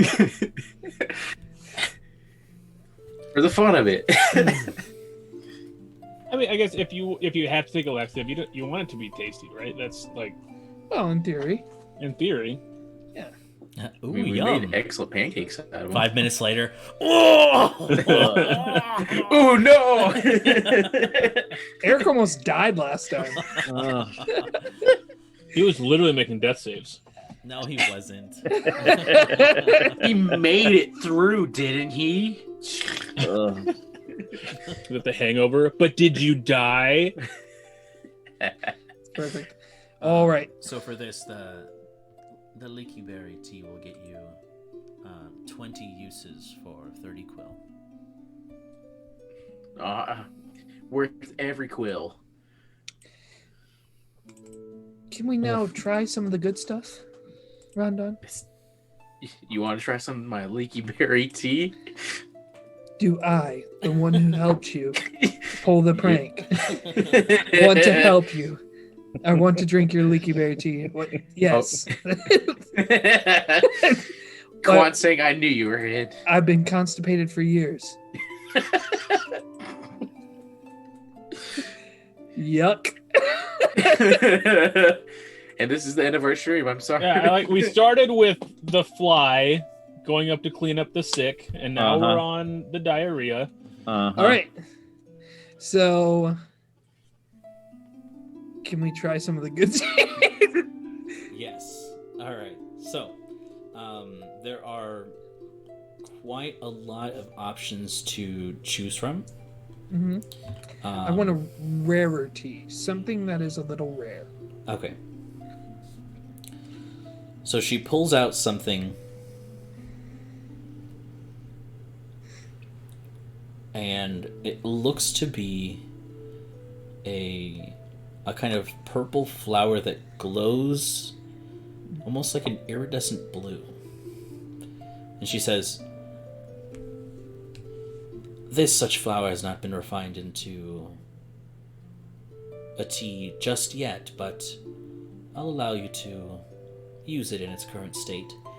And so you can see this beautiful flower with it. It looks like 5 petals, each that kind of like ruffle at the edges and kind of taper to a point. It's blue with an iridescent. No, it's an iridescent blue that kind of glows subtly. And she takes the flower and kind of like crushes it up, puts it in some kind of bag and ties it, and you can see her put it inside a single cup and begins to pour the boiling water on top of it. And as you see the boiling water begin to kind of pull the essence from this flower, the water begins to become infused. And you can see it begin to glow like an iridescent blue, but with a deeper tone of like a navy blue. Almost as if this flower itself is magical. What does it do? Taste and find out. I look to everybody and I go, sometimes the fun in tea is that you drink it believing that it'll be wonderful and you die anyways. If I die, take care of pickles. And I take a drink of the tea. Okay. You take a drink of the tea and it starts off with this beautiful, almost like refreshing minty flavor that turns into like a deeper, sweeter, almost like a berry. And you feel compelled to continue drinking until the entire drink is gone. Your lips are mildly stained blue, just a little, but as you drink that final gulp and the liquid settles in your stomach, having your eyes closed, you suddenly open them. And everyone, you look at Kwansang as his eyes have been kind of glossed over with this shiny silver glow. One that you've seen in most animals of nature as you've passed through the forests.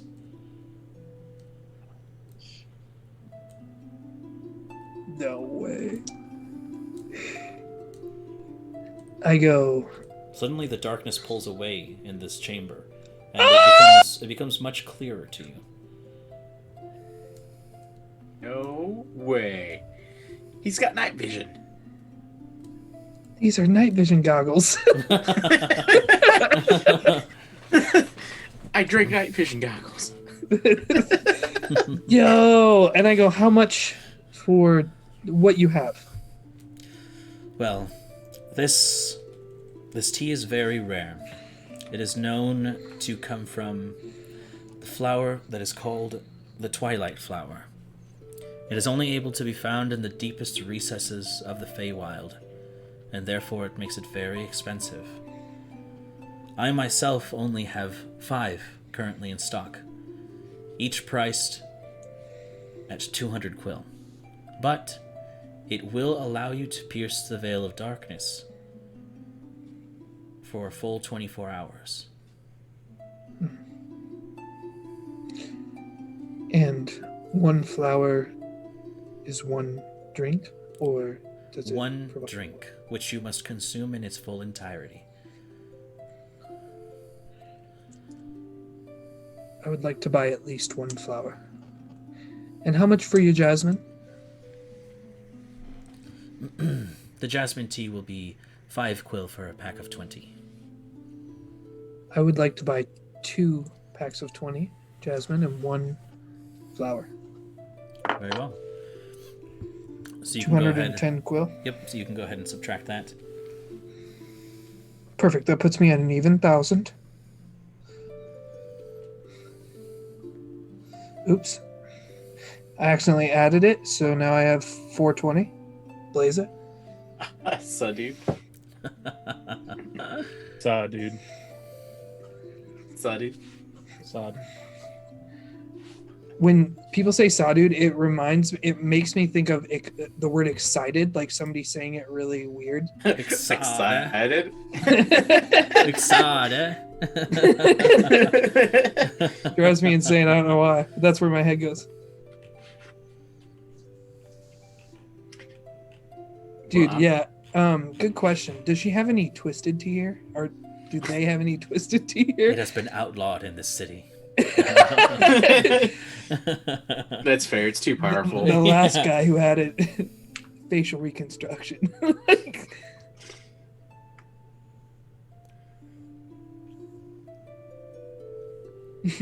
well, Quan's saying, this tea shop is nice and all, but I'd kind of like to get out of this armor. It's a little bit too tight on me now. Yeah, let's find you an armory. Do you have something I can keep the flower in? Or does the packaging suffice?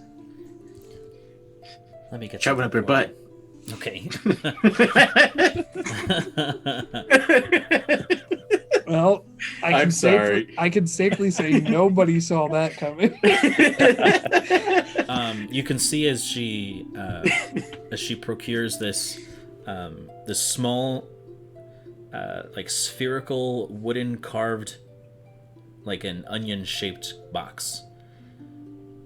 And she opens it, puts the flower in, and closes it. And she hands it to you. This will keep it safe. Thank you so much, milady. Oh, my lady. The box is beautiful craftsmanship. Where did you get it? I actually purchased it from a woodworker. He operates underneath the guild of the woodworkers of Primaris, though he doesn't take on many requests. That's fine. If you can give me a name and perhaps where I can find him, just a brief conversation with him would be wonderful. Very well. His name is Uldre. Never heard of him. Sorry, can you spell that for me? Uldre. Okay. Can I ask you one more question in private? Yes, absolutely. Once we're in private, Mhm. let me know. Okay. Yeah, I'll step away to give them that privacy. Okay. Yeah, Eric's bored with this place, so he's gonna go stand outside and just look at people. Crushed leaves everywhere. Right. It's like fall. He's got that little kid shopping with his mom thing going, oh, God. Yeah. He's laying on the floor. I'm gonna have a quick. Pulling shit off the shelves and like I don't like He's that like store he's anymore. slugging. He just has his head and he's like scoots himself. Yeah. So I don't know. In my head, it like Eric was like holding on to Dane's ankle, And then Rondon thought it looked fun, so he's also James just trudging out of the store. So as we get that privacy, I just say to her, "You were able to tell an awful lot about me just by looking. Where did you think I was from?" The air elemental plane. Yes, Well, the Kwansang is a language in Orin that means strong lion. However, most humans do not reside in the air elemental plane for its lack of solid ground, unless you have some means of traveling through the air. yeah, there are ways while you were there. But as you said, so humans don't usually reside there. I was dropped off as a babe.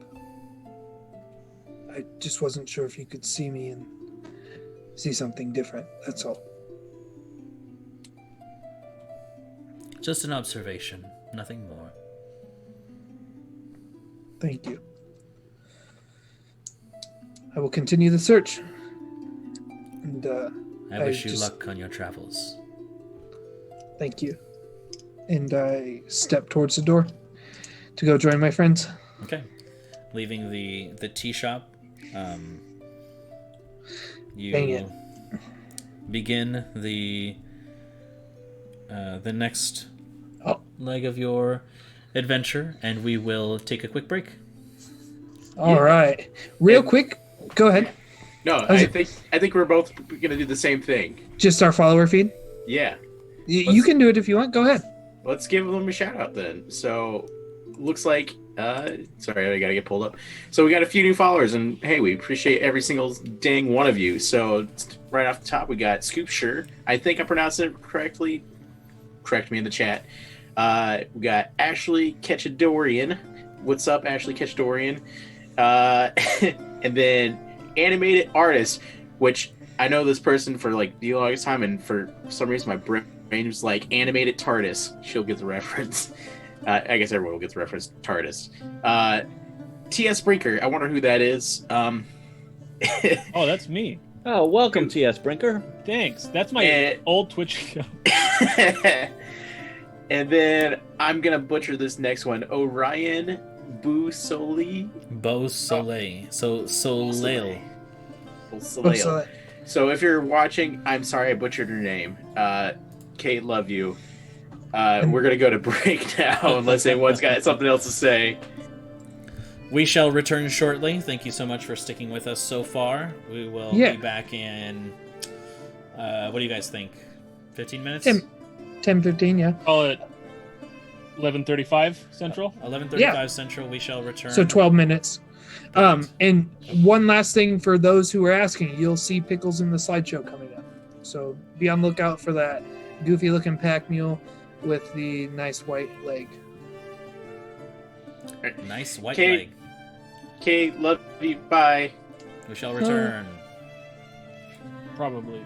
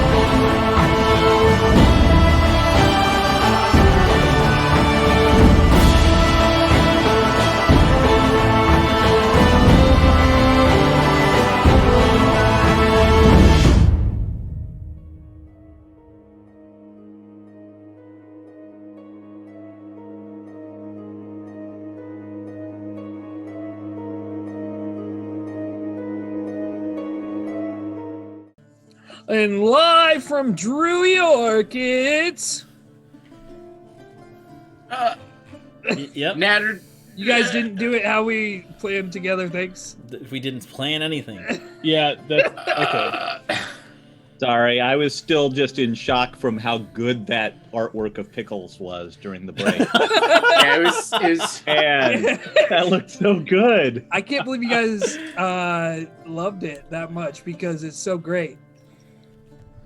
Here, you guys want a picture of Pickles? I'll give you a picture of Pickles. I say the artwork that we were thinking of that was going to show up isn't finished yet, so that's our bad. So I'll give you mine, my rendition. I just want to see like an angry donkey. It's the one from Shrek. It's a stick figure. Donkey. Well, that's trademarked, so we can't do that one. The one from Black. What? Hey, Brigger, do you want a piece of my Where are you popcorn? going with that? I was just trying to think of something that rhymed with Shrek. I just picked the wrong consonant to put at the beginning because I didn't think far enough ahead. Like a dummy. Oh my goodness. Just Oh my God. sail past it. Sail past it. Just don't draw any more attention to it. Hey, Brigger, I'm gonna hand you a piece of my popcorn. So reach up in your right hand side. Your right hand. Okay, my right hand. Yes, you dummy. Okay. There you go. You fool of a cook.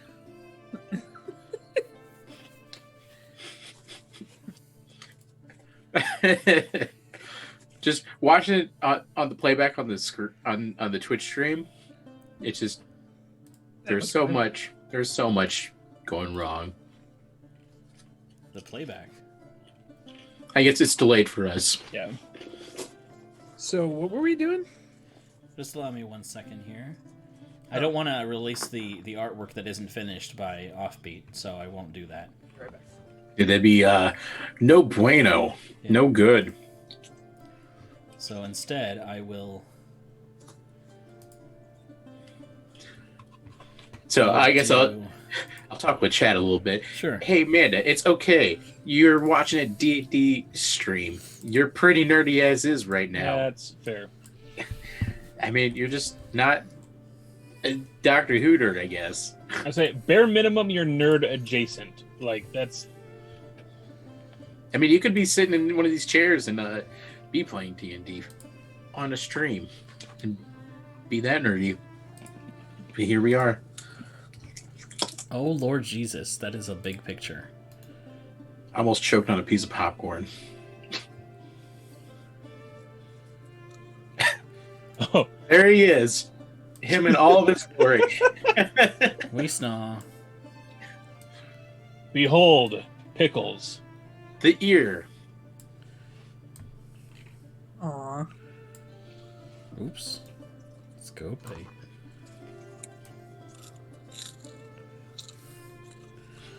There we go. Amanda, you're there. You're nerd. Welcome to the club. Scoop, scoop.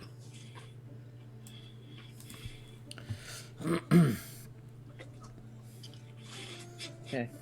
There will be more Pickles someday.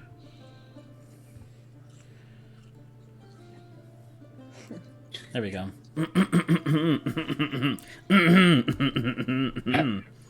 Now give your donkey a kiss, Drew.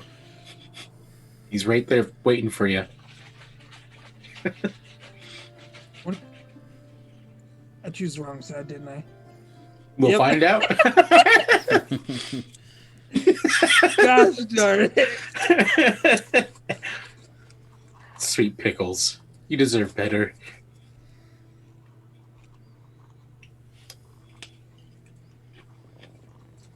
All right. So then, we resume as you were, leaving the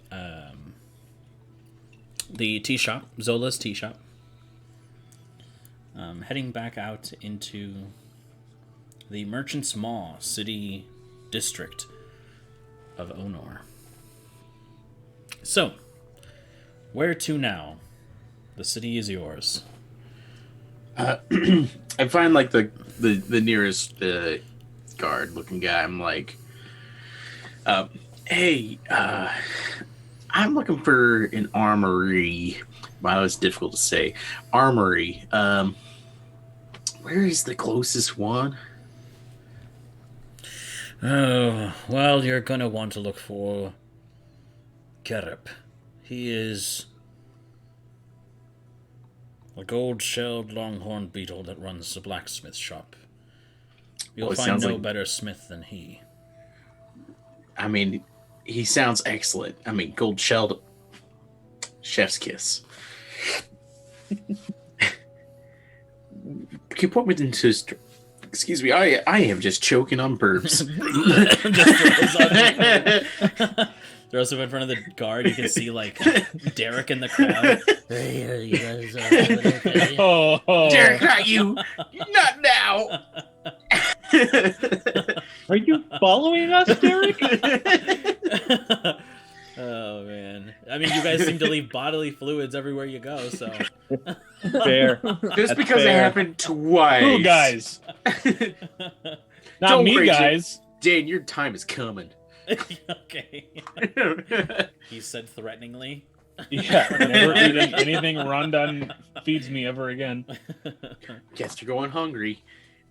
All right. Can you point me into the right direction? Yes, you'll find him over towards that way, and he points you a little towards the east, but upper. You can see that there is almost like a hemispherical building that resides at the top of the cavern that appears to be glowing red through these like slits inside like this. It's almost like a bowl that it sits affixed to the ceiling of the cavern, and you can see smoke just pouring out the sides. That's so rad. I like How that. far up? Several hundred feet. Okay. Eric's gonna climb his way up. Well, I guess we gotta use this whistle that we just purchased and make the most of it. As I'll hand the whistle to Rondon, and I'm sorry. While we've got your attention, I need to find some volcanic rock and agate. I'm not sure if a jeweler would carry something like that, or is there a mine somewhere? Is this mountain volcanic? There is a mine, yes. What you're looking for is the Great Abyss. However, there are jewelers within this the Merchant's Maw district. One in particular who has a very good reputation by the name of Gritik. They are a black-shelled Hercules beetle that runs the jeweler's shop. Could you spell that for me, Brandon? Gritik. Gritik. Got it. And another question for the DM. Mm-hmm. In the gold to quill conversion for like spell components, if a thing needs to be worth 1,000 gold, is that just a straight 1,000 quill? Because I know that the value kind of... Yeah. Okay, cool. That's all I need. Thank you so much. And I'll slip him another quill. They take it for and his time. They hold it up to their guard buddy and he says, "Look what I've got," as they walk away.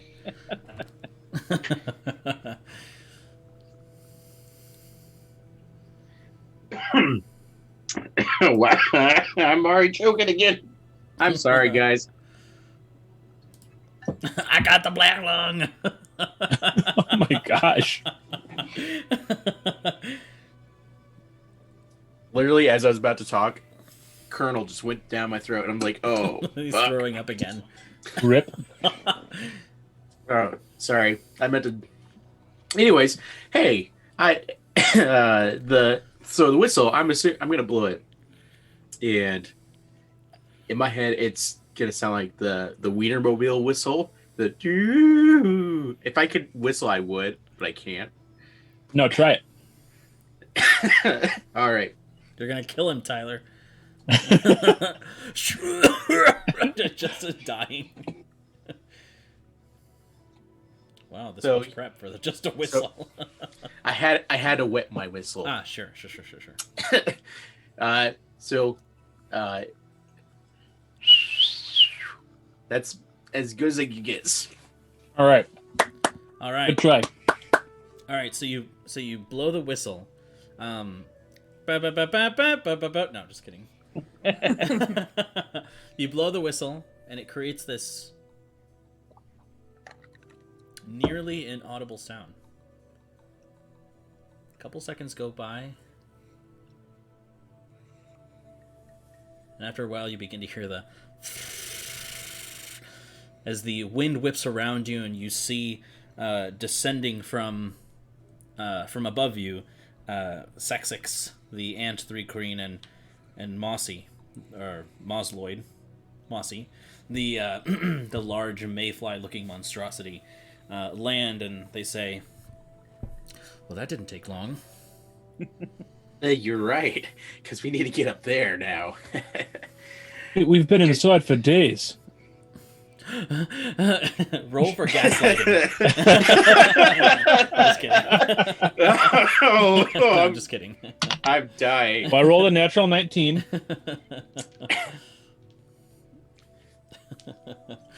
What's my gaslighting proficiency?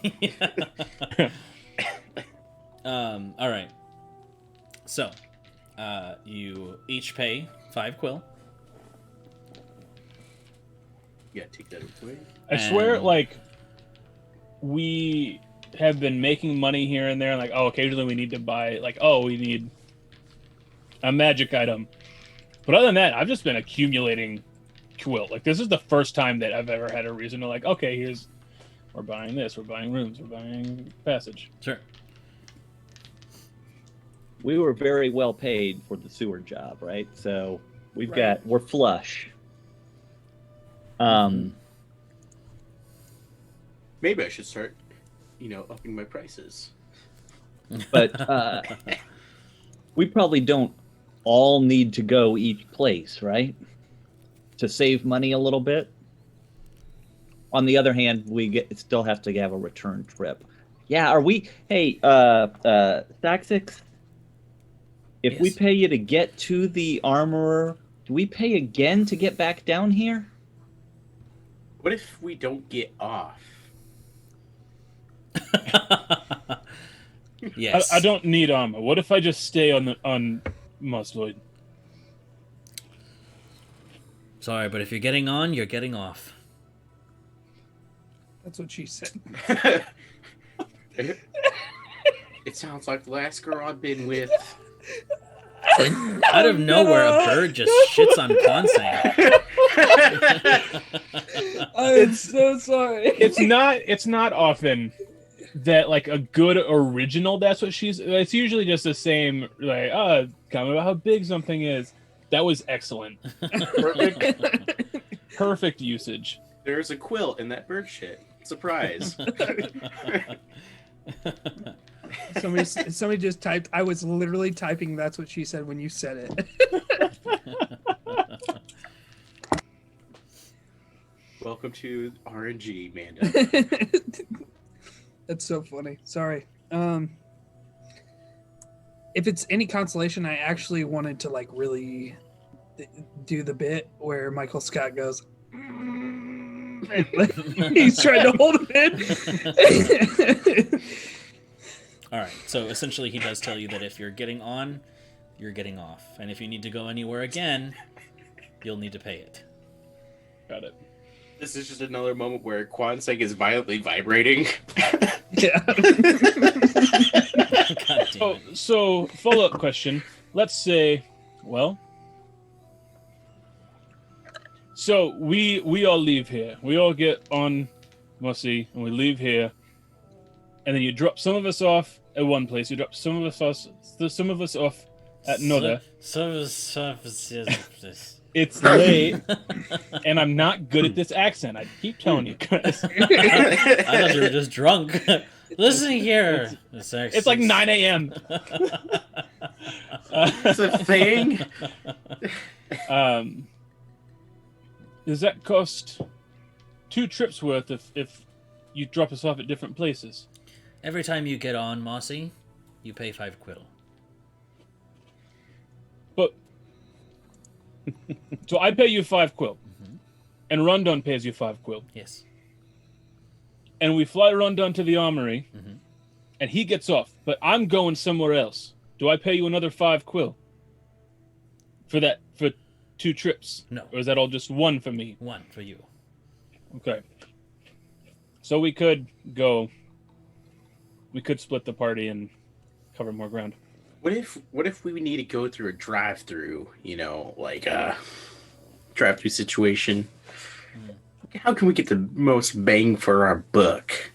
The northbound Mayfly leaves at 9 a.m. Exactly.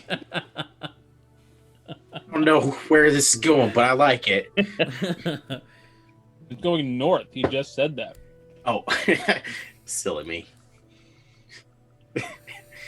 All right, so I need to go to the armory. Just drop me off there, please. That'd be great.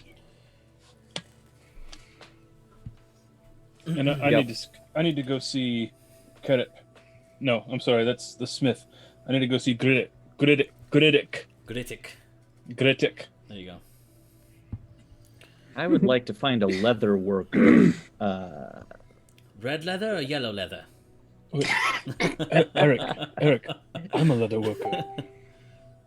Well, This he's is a blacksmith, awkward so I'm not sure that. Oh, did you say you are, or did Yeah. you say the armorer is? No, I can work with leather. Oh, Natural materials, I can make it work. There's something with this druid stuff that just then I think I just need to buy some leather somewhere. Perfect. Or I can rip it off somebody's back. And my eyes go the opposite ways. Okay. What the fuck? very Pennywise. Just We all float down here. but like a cartoon, as I go and push them back to center. I go, Okay. right? Okay, I'm paying 5 quill and getting on the bug. Okay. Oh my fucking god. Whew. Dude.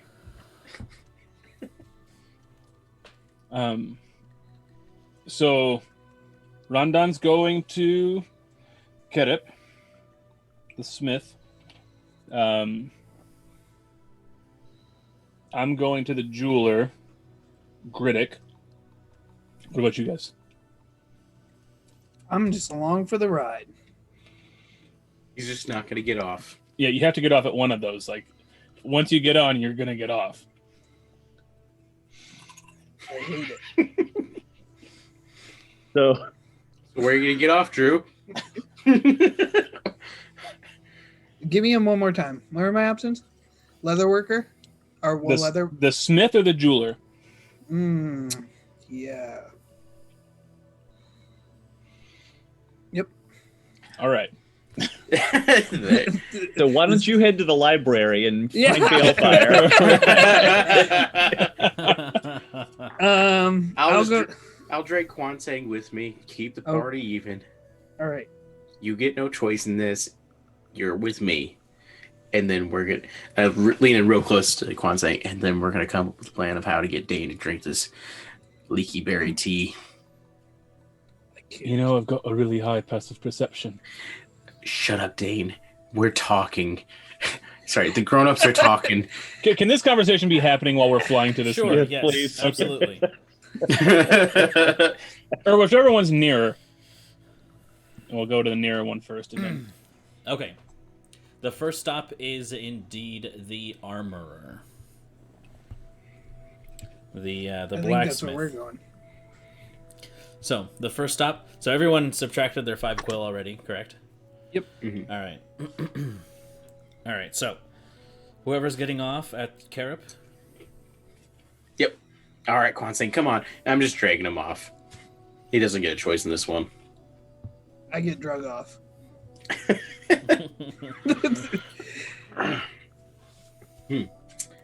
And so, hello, anyone there?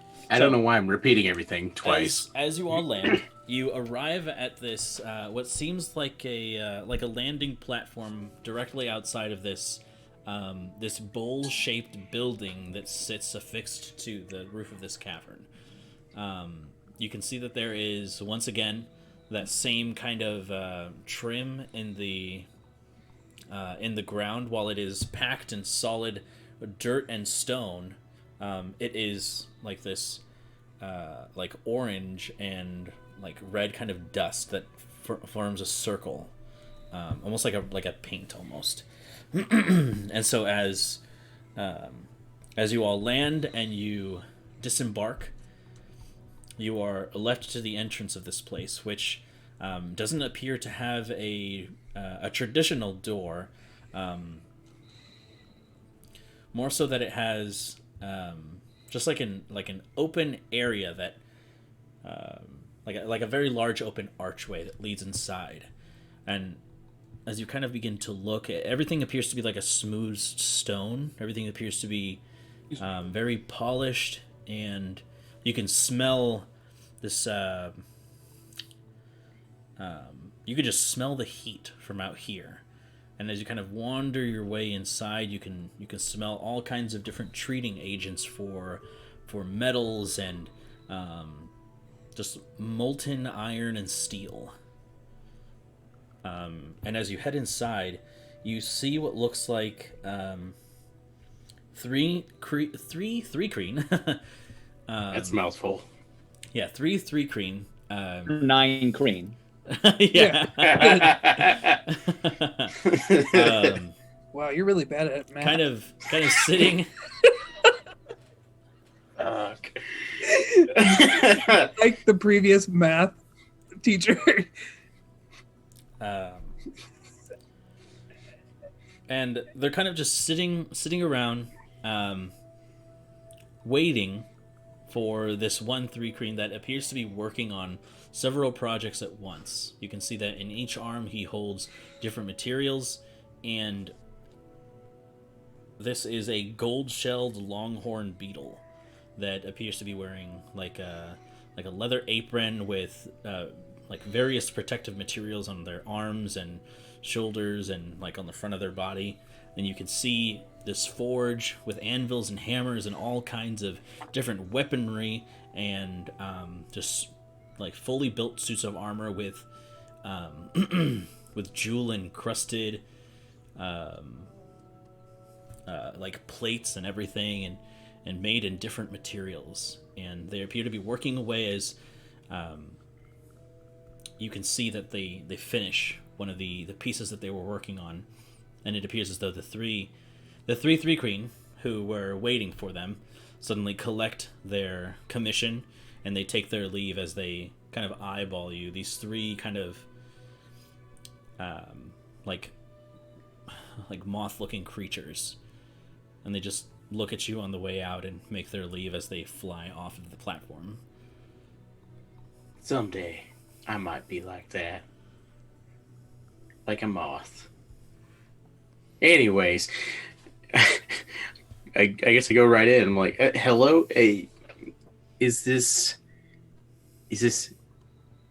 I already forgot his name because I don't write shit down. Carrot. What? Carrot, that's right. Thank you, voice inside of my head. Is this Carrot? You... Yeah, is there something that I can help you with? Hey, Rondon Timbers, nice to meet you. It sounds strangely familiar, but how can I help you? Yeah, a common name. Anyways, I was looking to find some armor. Well, you've come to the right place. I would assume so, yes. My normal clientele is a little larger and has more appendages than you, but I could make it work. Well, yes, I have gotten larger myself recently. which is why I need some new armor. I mean, I haven't grown new arms, which I think that'd be totally rad if I did, but I digress. But yeah, I need some new armor because this is just getting way too tight. And I feel like I'm suffocating. Right. Well, what kind of armor are you looking for? Are you looking for something a little more protective? I do have full plate, if you'd like. Ooh, that sounds mighty pleasant. Yeah, let's see your plate. So he shows you ones that he has already made, and he presents you with ones that are made of like steel, and they appear to be pretty common. But he says, yeah, these will keep you plenty safe, but they are a little noisy. We do make some out of mithril, but they are quite a bit more costly. Unless you're looking to make it with a different kind of material. I am skilled in that art, but coming upon such materials is very rare. I like that. What are we looking at for mithril? What is the damage on that? And by damage, I mean the cost. I'm not, I'm assuming they're pristine. Well, you see, mithril is a much lighter and quieter metal, so you will see that. You'll notice that you will become much more stealthy with them. So, given that and its availability, it'll cost you quite a bit more to make it out of mithril. So, standard plate, I'd say it's about 550 quill. Mithril will cost you about 750. So, about that, the name Rondon, my face is outside your window.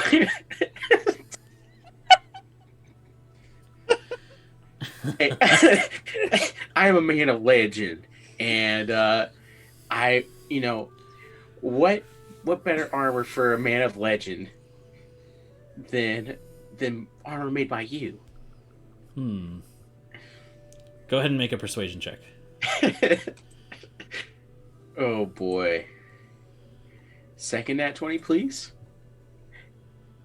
And you know what? Not bad. That's a dirty 20. Dirty 20, okay.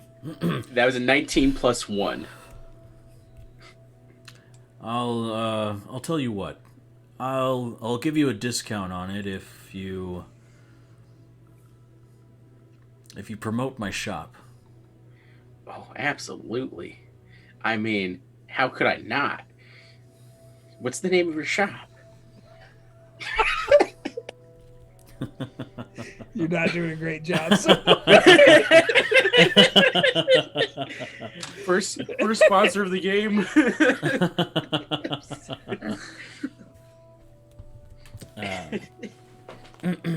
Gotta post ads on my IG right now. He says, well, while it doesn't have a name, people know my name as a respected name for forging, but signatures? More business means more money, and more money gives me more freedom. Absolutely. So I will brand the armor for you, but you must ensure that you spread the name. Let people know where you got this armor. Absolutely. I will hold you to your word.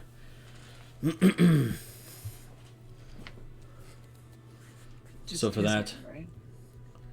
I'll discount it 100 quill. We'll say 650 for the mithril. You know what? That sounds mighty excellent. Well, that's a deal. And I shake one of his four hands. Sure. Or one of their four hands. Mm-hmm. I shake his forehead. Just grab him by the horn. All right, so mithril is made to order. So it will take me quite a while to work on this, but expect it to be done in, I would say, sometime between 3 to 4 days. I think we'll be around for that. I'll need to acquire the materials first, and then I will get to work. Wait, did you say you need me to acquire the material? No, I will need to acquire the materials first. Hey, thank the deities. All right. Well, see you in about 3 to 4 days. Huan Sing. I will need half of it up front, however. Well, I'll just give you the full right now, so I can be an honest man. I appreciate that. And they take the quill, and you can see that as you begin to leave the shop, he also begins to leave the shop, and you can see him kind of pull this large, kind of arched stone slab that appears to be kind of leaning up against the wall, the inside wall of this forge, and he begins to carry it with all 4 of his arms towards the door and just kind of pulls it and leaves it to kind of form this perfect filling where the archway once was. When he does that, I standing behind him, I go, "Can I leave also?" No, you're staying here. No. He cements it closed. Freaking cask of Amontillado. Yeah. All right. Perfect. And so he takes off as his little elytra opens and the wings begin to flit, and he flies down towards the city, or the district. All right. Now we come to who was next. Cutscene. Tyler and Mike. You guys are together, right? I Yeah. assume so. Well, he didn't get off at the armorer, so. No.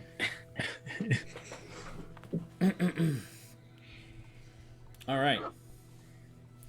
So, you arrive at a fairly jagged-looking shop made entirely of crystal.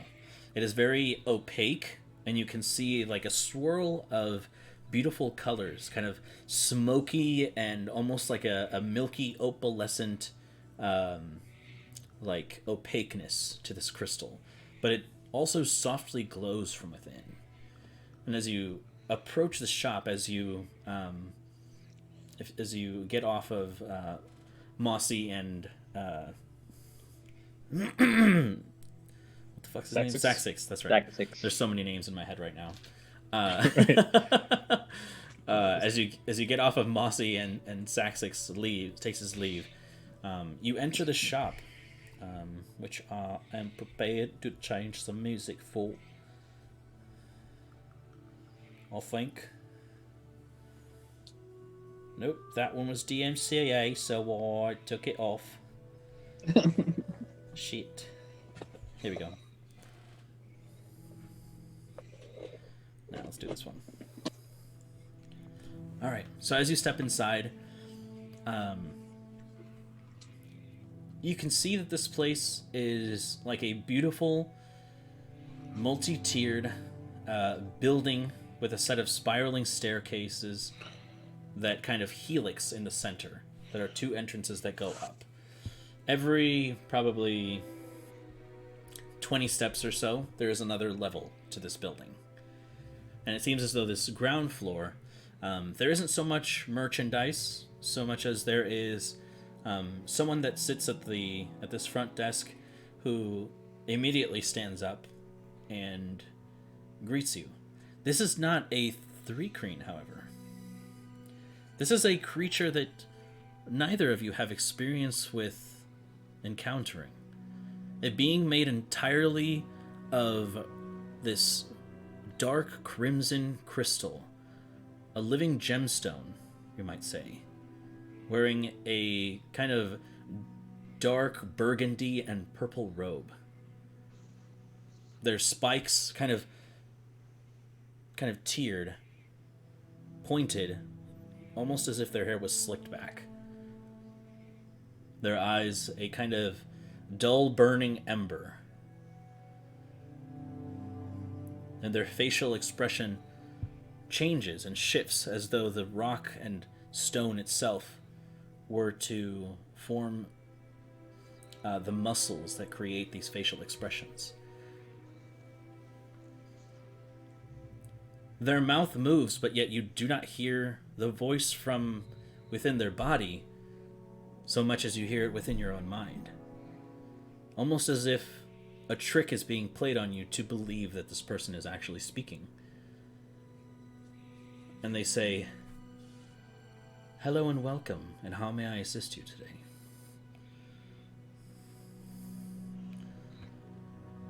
Hi. I'm sorry. I didn't realize how strange that feels to be on the receiving end of that. I am told that you deal in precious and semi-precious stones. Is that correct? You've certainly reached the right place, though I am not the master jeweler. I am simply an overseer.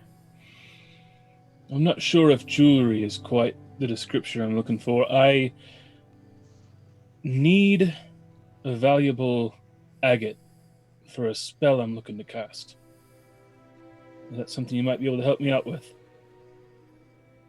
Yes, I believe I can acquire such a thing. Please, follow me. And they begin to lead you up this spiraling staircase, and what wasn't apparent to you before is that the staircase, while it is... there's like this brass tube that kind of goes up in a singular piece that curves upward. However, the stairs themselves are not affixed to it. It seems as though as you apply pressure, the stairs give a little, as if some kind of magical buoyancy were to take effect, but they are not connected to anything.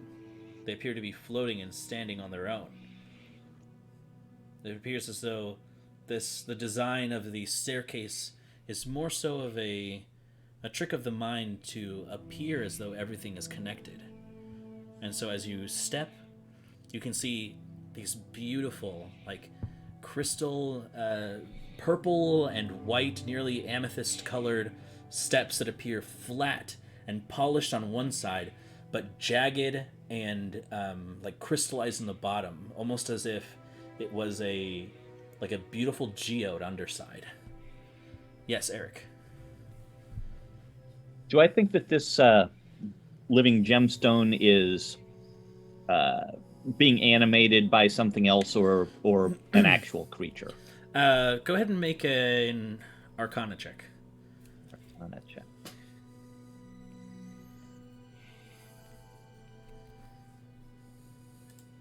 23.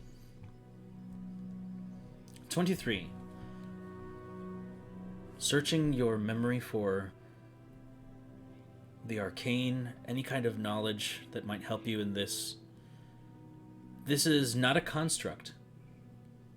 This is a creature that is known as a mind shard.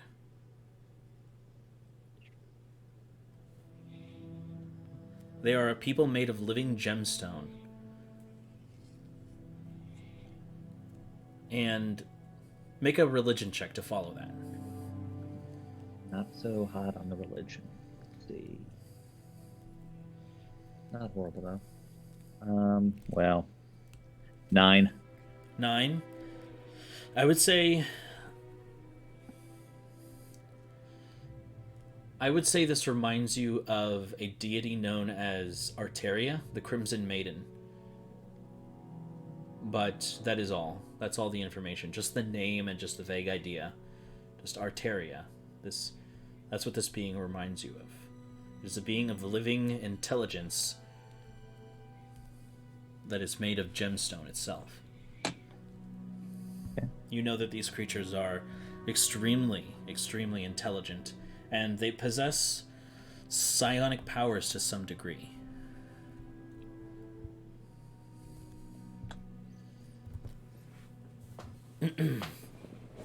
Okay. And so as you are led up these arcane crystallized steps, you are led to the second floor here, and this creature turns to regard you, Dane, and says, around what value are you looking for this gemstone to be, this agate? I believe my mentor said it would be somewhere around 1,000 quill. Very well. Looks like we have a couple of floors to go. So you begin to go up another, and then another again, until you come upon what looks like a heavily guarded chamber. You can see that there are private guards in here that are not 3-Kreen so much as they are Aasimar, and they are of different shining colors. Their skin kind of radiates with this glistening, metallic, glittering sheen of silver and platinum and gold, all armed, and their swords appear to be made of solid crystal as well.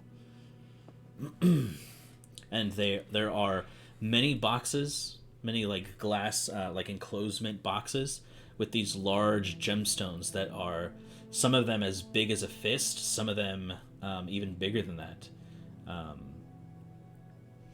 And so this person leads you onward, kind of around the room until they say, yes, I found it right over here. They kind of gesture to the guards to move, and kind of they let you pass until you come upon the end of one of these circular walls, where you see this glass box where several of these same gemstones that you were looking for, all in different kinds of hues and cuts, but you do find the gemstone you were looking for, an agate worth 1,000 quill. You can see them place their hand on this crystal box, and suddenly you see the glass separate. This cube, suddenly the glass all opens up and floats in the air. The glass panel in front of them suddenly turns to face them and slides out of the way, and they reach in and procure this agate, and they place it in your hand. It has a nice heft to it, and it is beautiful. Is this what you were looking for? I believe so. It's not magic I'm familiar with, but in theory, I think this should do it, yeah. And I start to count out 1,000 quill. And as I'm counting, I would perhaps be interested in discussing an arrangement for future purchases, if that's something that we can discuss, or is there someone else I should seek an audience with in that regard? Come this way. And I'll finish the transaction before we get away, and I'll stow the agate away. Gotcha. So you continue counting your quill. They actually move you over to this this pretty large kind of table where it's a little more comfortable to kind of count your quill. Mm-hmm. And so once all of it is counted, they they present you a like a dark green, almost blue velvet box with a red plush interior for you to place this gem inside, and the box just closes and secures, and it's very well made. They also give you what looks like a coin. However, it is a little. It's not a perfect circle, but it's like a longer rounded coin, almost like an oblong shape. Okay. And on there, you can see that there is like very fine print for a certificate of authenticity, and on the backside you can see the purchase receipt details. Okay. This is legit. Yeah. I definitely, like I said, I pack it all very securely in my pack that I carry. All right, guys, we need to get a bag of holding or something. All right, a big way. All right.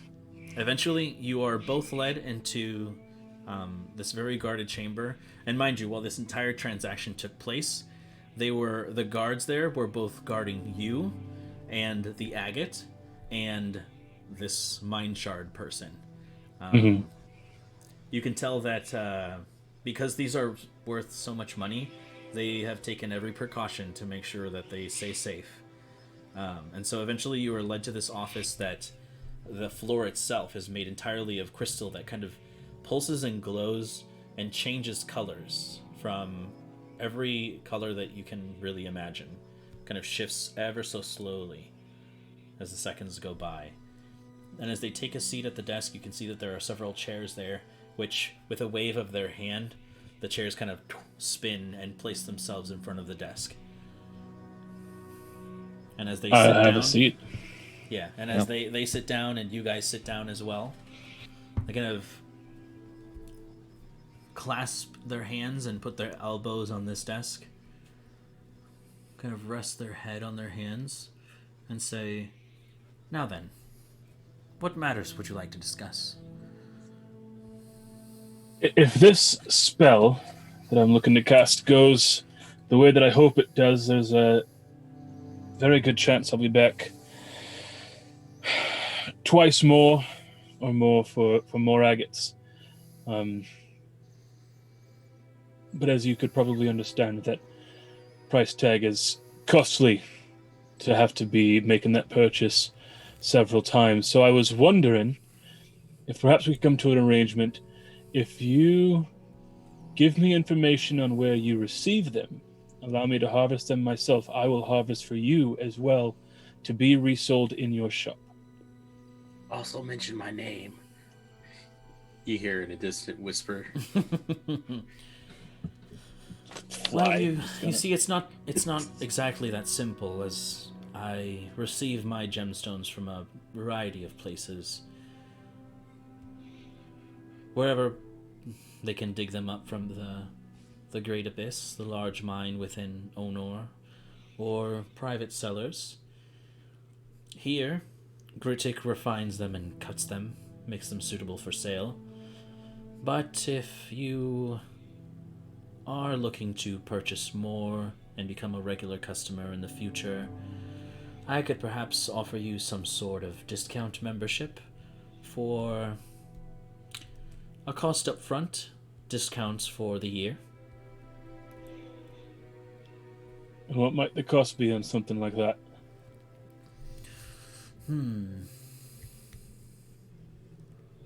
Let's see.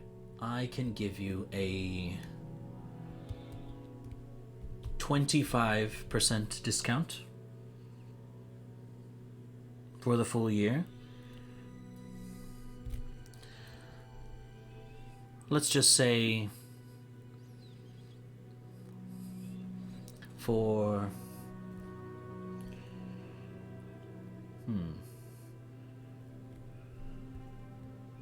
another 1,000 quill up front, you'll get 25% off of any items 1,000 quill or lower.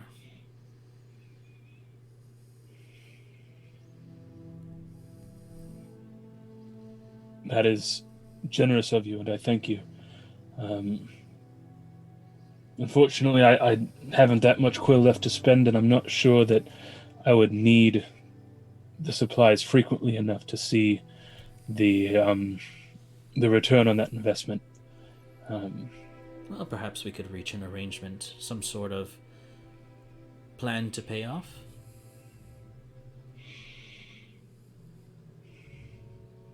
Let me consider that. And if I were to come across precious stones in my travels, would you be willing to buy them? Yes, depending on how big their, or how much their cost is, and if they're refined or not, I could give you a good price for them. I'll keep that in mind. And if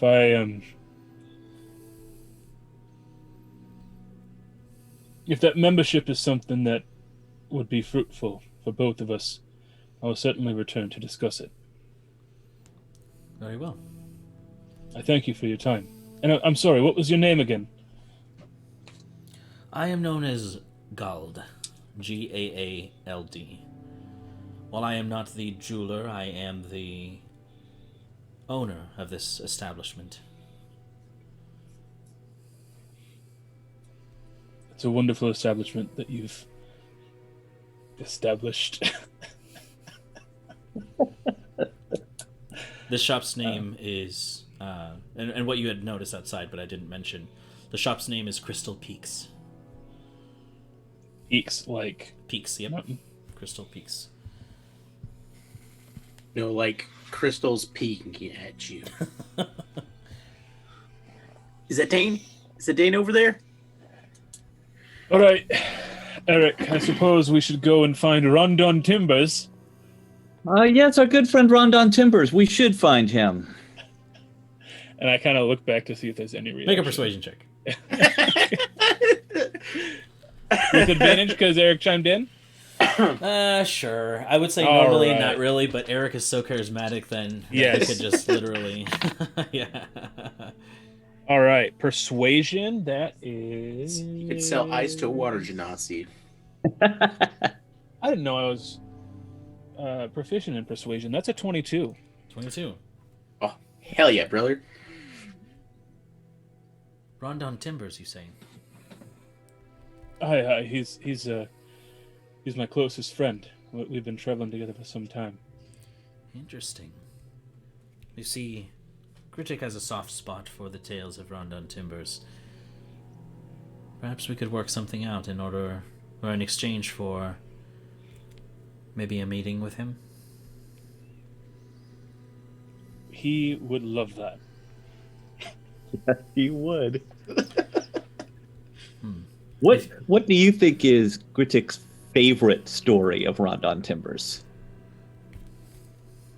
I would say it is the Lake and the Leech story.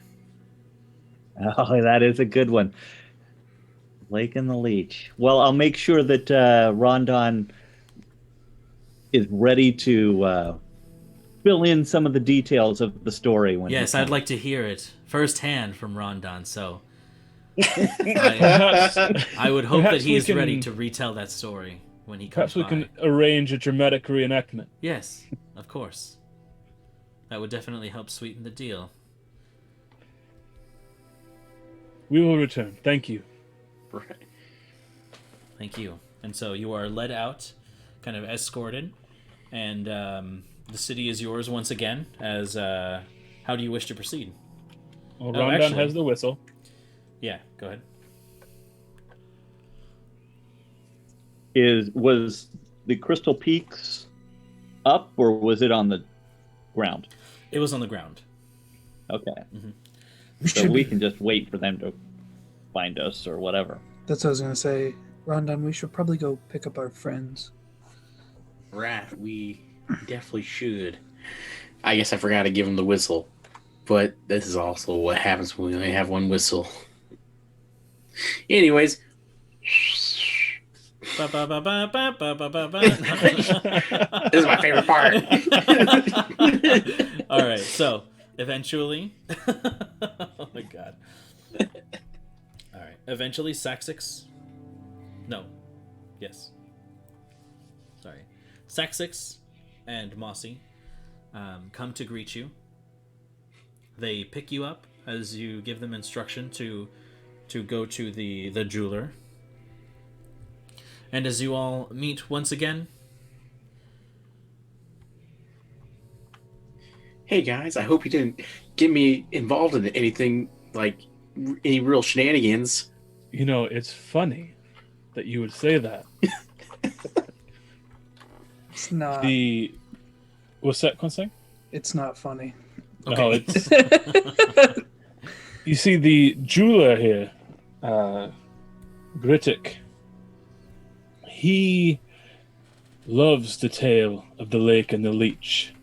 Oh, Man, I can't believe that one made it all the way out here. Oh, it's his favorite. And he's hoping for a dramatic reenactment. A dramatic reenactment. I can see if I have the Emmy. It's been a while since that.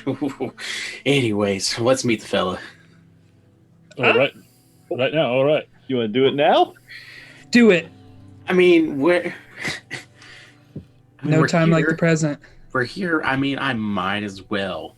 Yeah, get out. this guy keeps charging us for stuff. We gotta Yeah. just do I'm it. running out of quills. Right. Really, you've been in Yeah, the city for like a couple hours and you're already all broke. I would say I'm like 1,400 quills deep today. Yeah, no, I'm still sitting comfortable. You guys were I like, have- "Oh, so much money. Yeah. I hope no one robs me today. Well, it's that spell component that borked me. Anyway, yeah, I'm down to 156 quills. Jesus. All right. I started with 1,600. Hey, as soon as we leave here, let's go to the sewers. We need to make some more money. Yeah, right. We need to clear out some more sewers. We're the new plumbers in town. That should be our group name. The plumbers. The plumbers. Yes. Dibs on Waluigi, I guess. All right. Why? As you all kind of prepare yourselves, you enter once again to the Crystal Peaks as you prepare your dramatic reenactment of The Lake and the Leech, and that's where we'll pick up tomorrow's session. So, officially, our first stream was a shopping episode. Yep. Thanks for coming, everybody. Hey, sometimes like the roleplay moments are the most fun, you know. Yeah. Yeah. I had a lot of fun. It was my favorite. The anticipation. Yeah, And will the get cliffhangers. This will let you get ready for that story, Rondon. Yeah, what did Rondon do to get the story to go all the way here? We don't want to tell our chat yet. Yeah. Tune in knows? tomorrow night for the conclusion. Of RNG. Got Hey, like some 20 of us hours like to come up with shopping. something. Right. All right. We got 4 viewers right now that are not us. Let's go. All right. I guess you're shutting it down. Yes. So, thank you everyone who could make it to the premiere of our first stream on Twitch. To those of you who couldn't stay, we still love you. I know it gets late, and we're all adults that have things to do. So we appreciate all of you for joining us on this adventure that we are, that we will hopefully continue to embark on for the foreseeable future. We love doing this thing, and we love that we get to share it with all of you. So tune in tomorrow for the dramatic reenactment of Rondon Timbers' The Lake and the Leech story. And what time can they hop on to check us out? 8:30 Central Time on twitch.tv/RNG Presents. Hey, and while you're at it, you might as well check out our website as well. Get to know the whole crew, all of us over here. So that rngpresents.com. And if you haven't got caught up on all the episodes or podcasts, feel free to catch up. Yeah.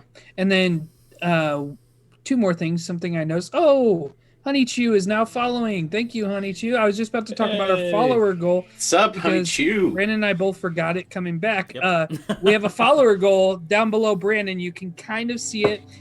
We set just a random day, 12 days to go, it says there, and we're at 27 out of 50. We're trying to make this as organic as possible, so share with your friends, get them excited about the live stream, and hopefully we can entertain them the same way we entertain you guys. Honey Chew, hello. But yeah, so but yeah, we're excited about that. Oh, and number 2 is, just in case you're just a podcast listener or you were just able to make it tonight, something I mentioned in the chat, our plan is to still release the audio files from these live streams on podcast format. So you'll still be able to listen at work and everything if you can't ever make it one night. Correct? Tyler's looking at me funny. He's like, that's right? I wasn't. I was like, oh God, are we not doing that? No. Disappointing father. I had the thought because I thought you were addressing people who were listening to it like in the future. Like, hey, if you're listening to this on the podcast right now, just so you know, it's going to be on a podcast. No. Those in the live stream who could make it tonight, but Right. normally might not be able to. Right. All I'm right. tracking. And with that said, like I said, thank you so much for joining us. We will be on tomorrow at 8:30 Central Time. And strap in, because this is going to be a weird episode tomorrow. So, Well, technically tonight. Right. You All right. put me in this boat. I'm gonna All ride right. it. We've been signing off for like 5 minutes. all right. Have a good night, everyone. Love you. Good Bye. night. Bye.